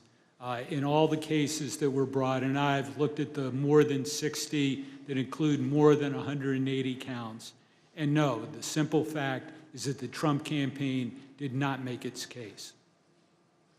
The Select Committee has identified 62 post-election lawsuits filed by the Trump campaign and his allies between November 4th, 2020 and January 6th, 2021. Those cases resulted in 61 losses and only a single victory, which actually didn't affect the outcome for either candidate. Despite those 61 losses, President Trump and his allies claim that the courts refused to hear them out, and as a result, they never had their day in court.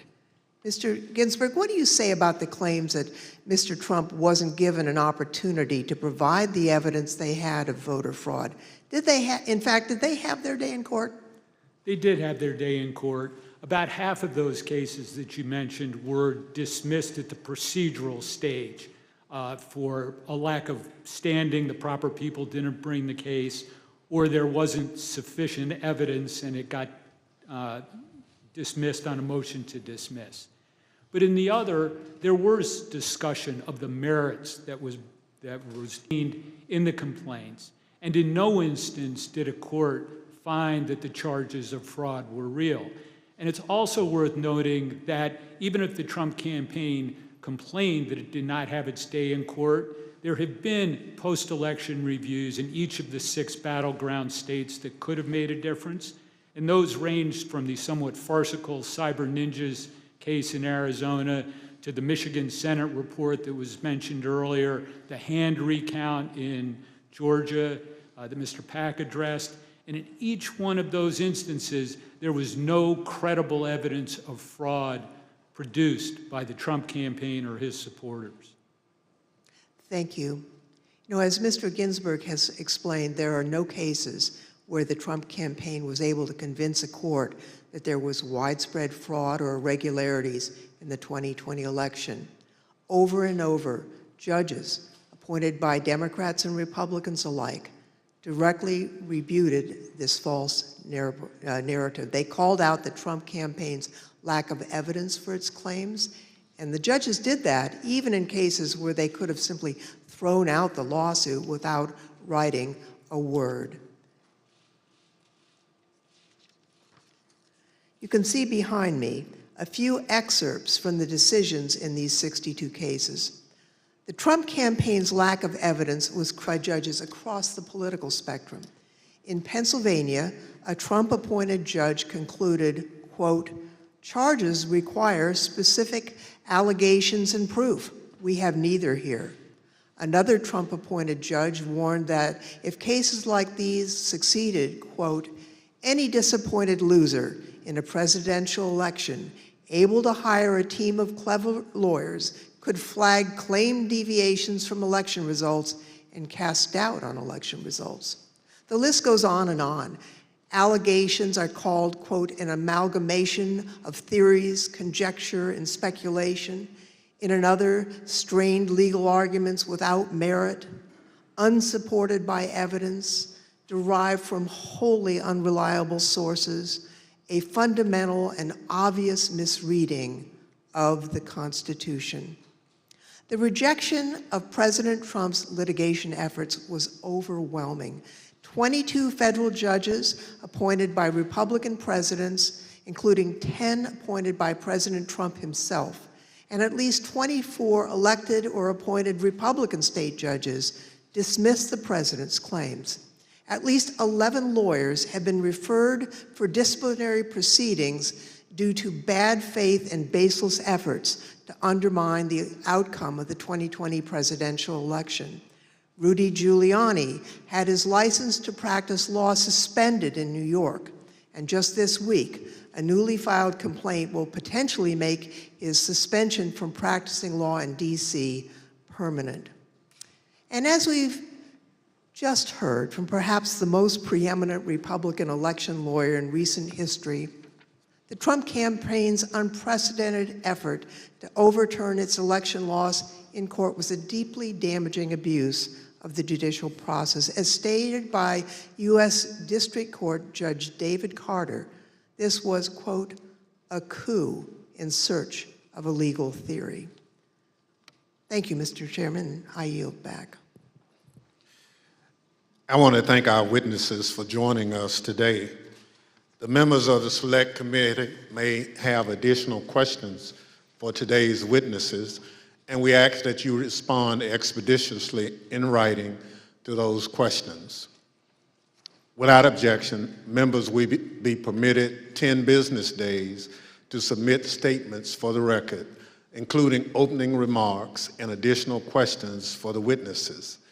The second panel of witnesses is now dismissed.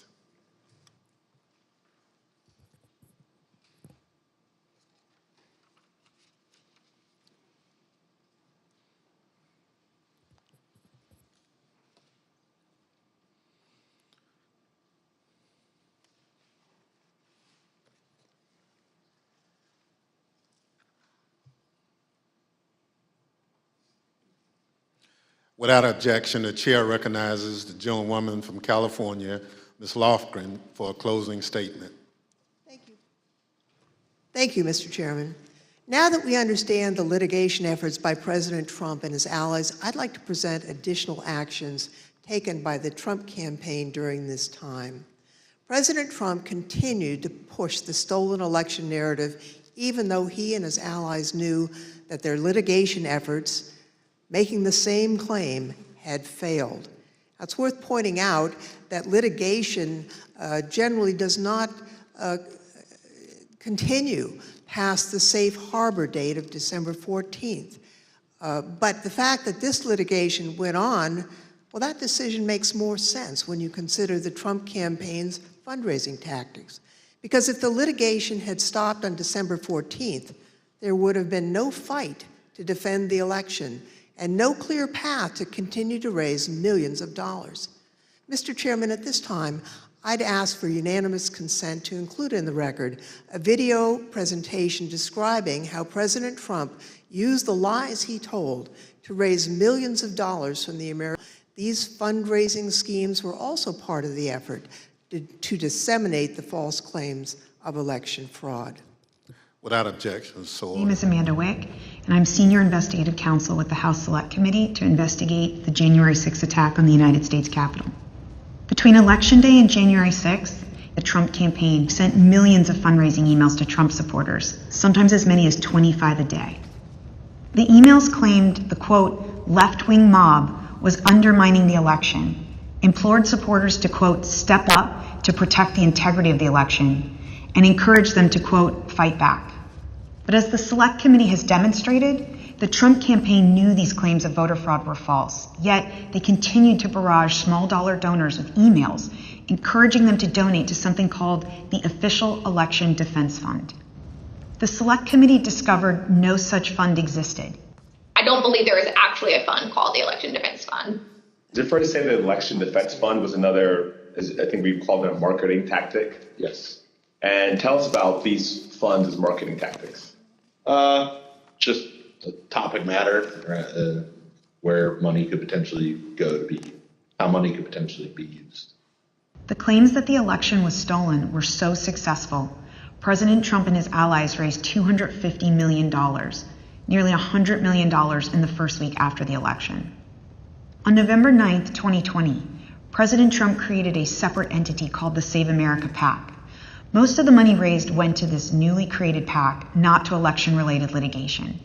The Select Committee discovered that the Save America PAC made millions of dollars of contributions to pro-Trump organizations, including $1 million to Trump Chief of Staff Mark Meadows' charitable foundation, $1 million to the America First Policy Institute, a conservative organization which employs several former Trump administration officials, $204,857 to the Trump Hotel Collection, and over $5 million to Event Strategies, Inc., the company that ran President Trump's January 6th rally on the Ellipse. All of us here today do not want to see our election victory stolen by emboldened radical left Democrats, which is what they're doing. The evidence developed by the Select Committee highlights how the Trump campaign aggressively pushed false election claims to fundraise, telling supporters it would be used to fight voter fraud that did not exist.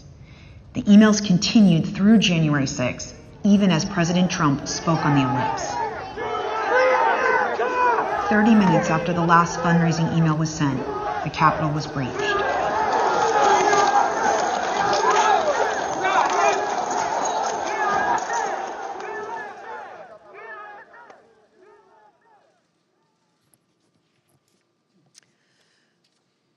Every American is entitled and encouraged to participate in our electoral process.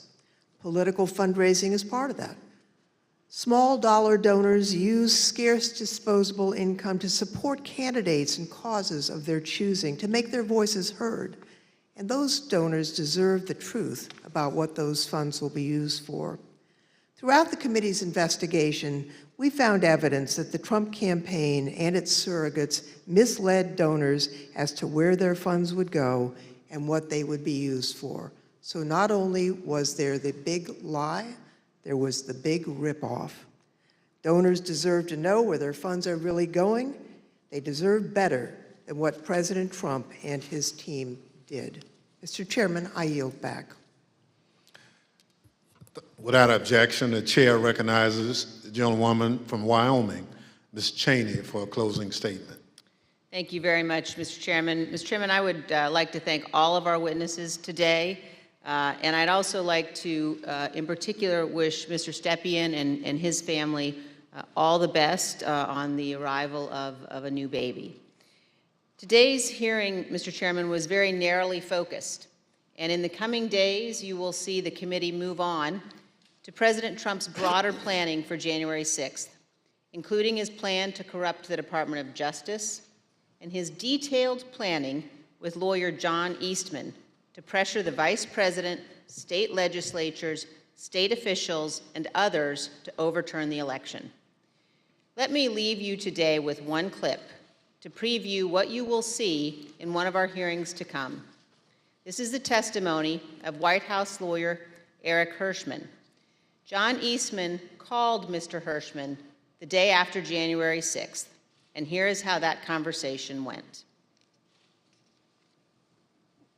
I said to him, "Are you out of your effing mind?" Right? I said, I only want to hear two words coming out of your mouth from now on: orderly transition.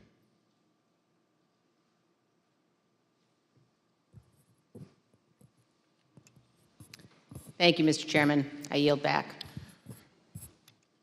At the conclusion of last week's hearing, we showed you a video of rioters explaining why they had come to Washington on January 6th.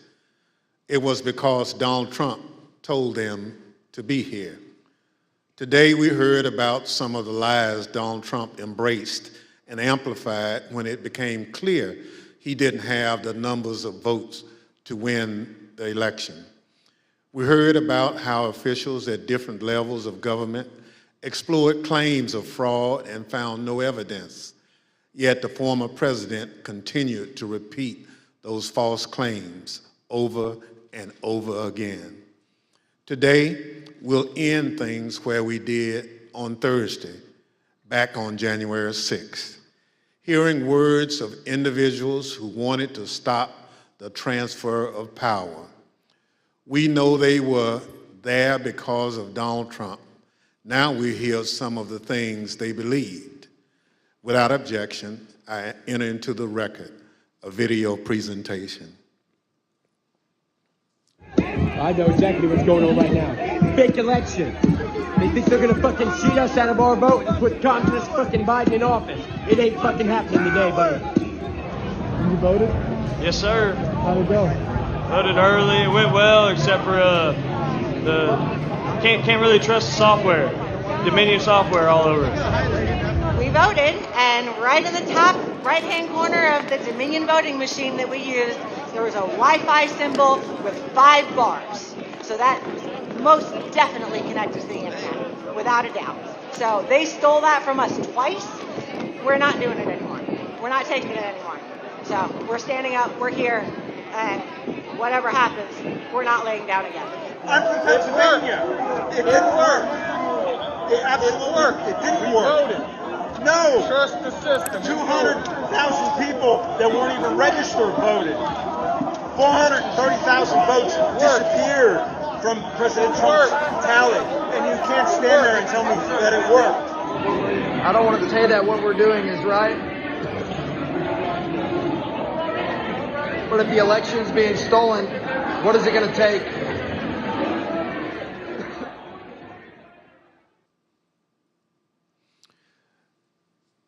The chair requests those in the hearing room remain seated until the Capitol Police have escorted members from the room. Without objection, the committee stands adjourned.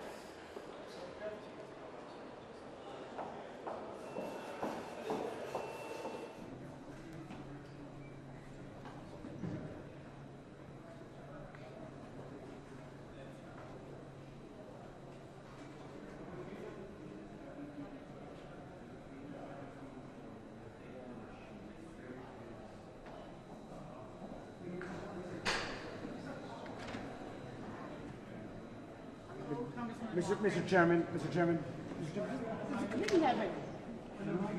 You detailed evidence of the Trump campaign fundraising off of these false election claims. Do you have any evidence that the Trump campaign committed a crime, or Trump himself committed a crime in doing so? Well, I'll let... We're a legislative committee. And it's clear that he intentionally misled his donors, asked them to donate to a fund that didn't exist, and used the money raised for something other than what he said. Now, it's for someone else to decide whether that's criminal or not. That's not the purview of a legislative committee. You've shown a whole lot of footage of Bill Barr. Why not just have him come here on Wednesday when you're talking about the DOJ and the pressure that... Well, he spent quite a bit of time with us. Ms. Cheney and I were with him the whole time, 2.5 hours of testimony. And,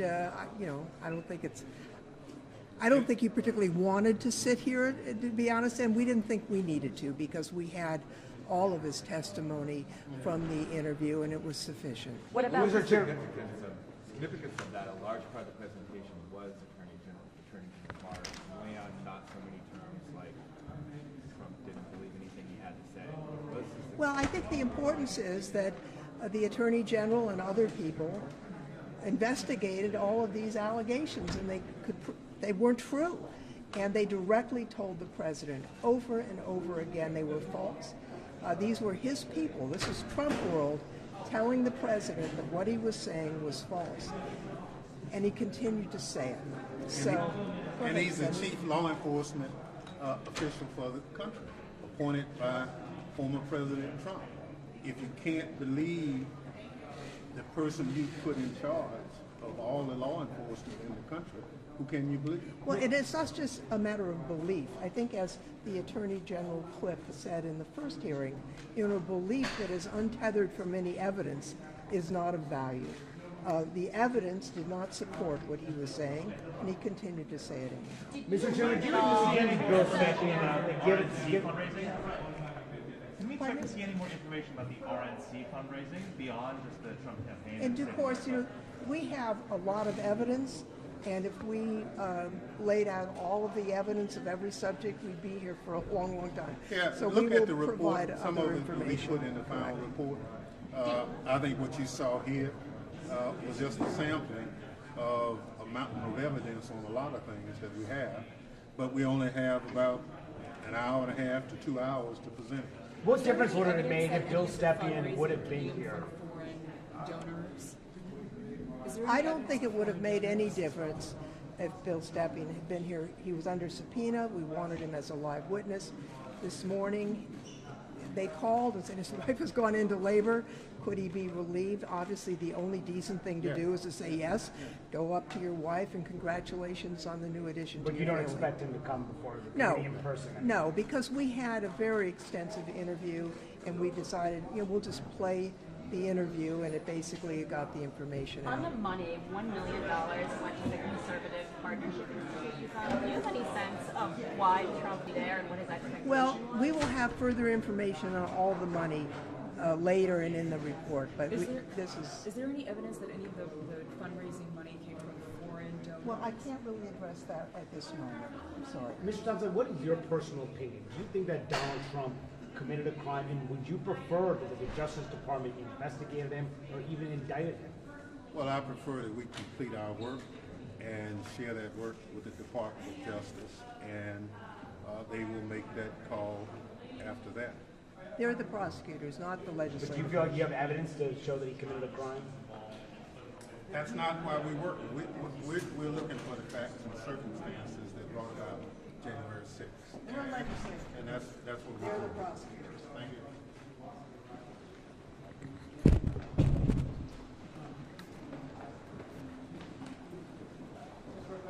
Desperate and increasingly illegitimate efforts to overthrow Joe Biden's majority in the Electoral College.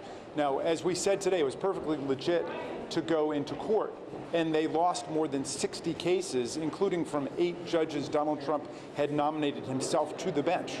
What we have is an overwhelming, meticulous record in court that he lost the election and there was no electoral fraud, there was no electoral corruption.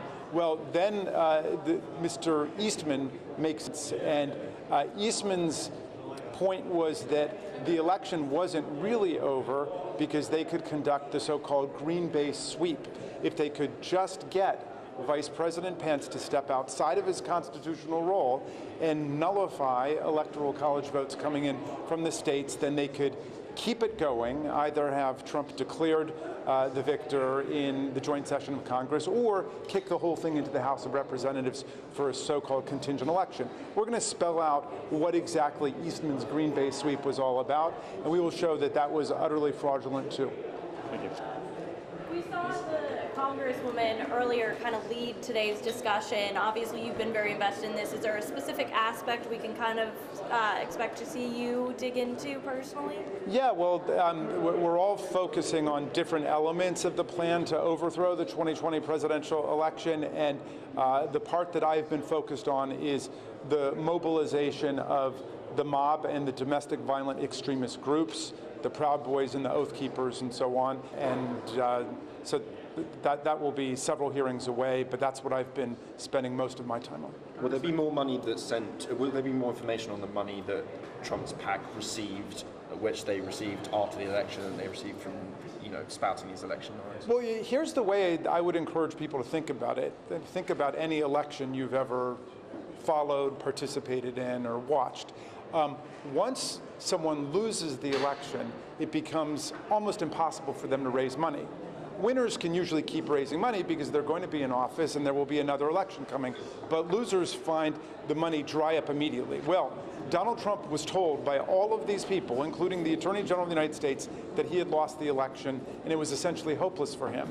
But he found a way to keep the money flowing in, and that was to claim that he'd actually won the election and that it was being stolen from him. And as Ms. Lofgren pointed out at the end, there was more than $200 million that came in after the election was over. That's an extraordinary sum of money. People were invested in the idea that he was still somehow fighting this in court. And will the committee be sort of releasing more information about those fundraising and what that achieved? I believe there will be more information released. Again, we're trying to compress a lot of information into each of these individual hearings, but I believe there will be more information available. So your theory of the case is that President Trump was grifting his voters? Well, the theory of our case is spelled out in all of our hearings. The motives of the president are going to be up to people to decide, but from our perspective, whatever the motive was, some people have suggested it's financial, some people have suggested it was political, some have suggested it was narcissistic, some have suggested that he was detached from reality. Whatever the motive, the point is that he clearly had the intention that he acted upon to try to overthrow the result of the 2020 presidential election. And as anybody will teach you in a criminal law class, what matters is your intent, not your motive. The motive can become relevant to demonstrating that you have an intent, and it's clearly of interest to people in a democracy about someone's character, but ultimately it was his intent to overthrow the results of the 2020 election that is so critical. Is there any frustration that you didn't receive the RNC's emails through Salesforce? I can't even remember specifically what that, look, we wanted to get all the information we've asked for, but we have been able to develop a pretty clear portrait of what happened from the information we got. To bring back the criminal law isn't being detached from reality and affirmative defense? I'm sorry? Isn't being detached from reality? An affirmative defense to what?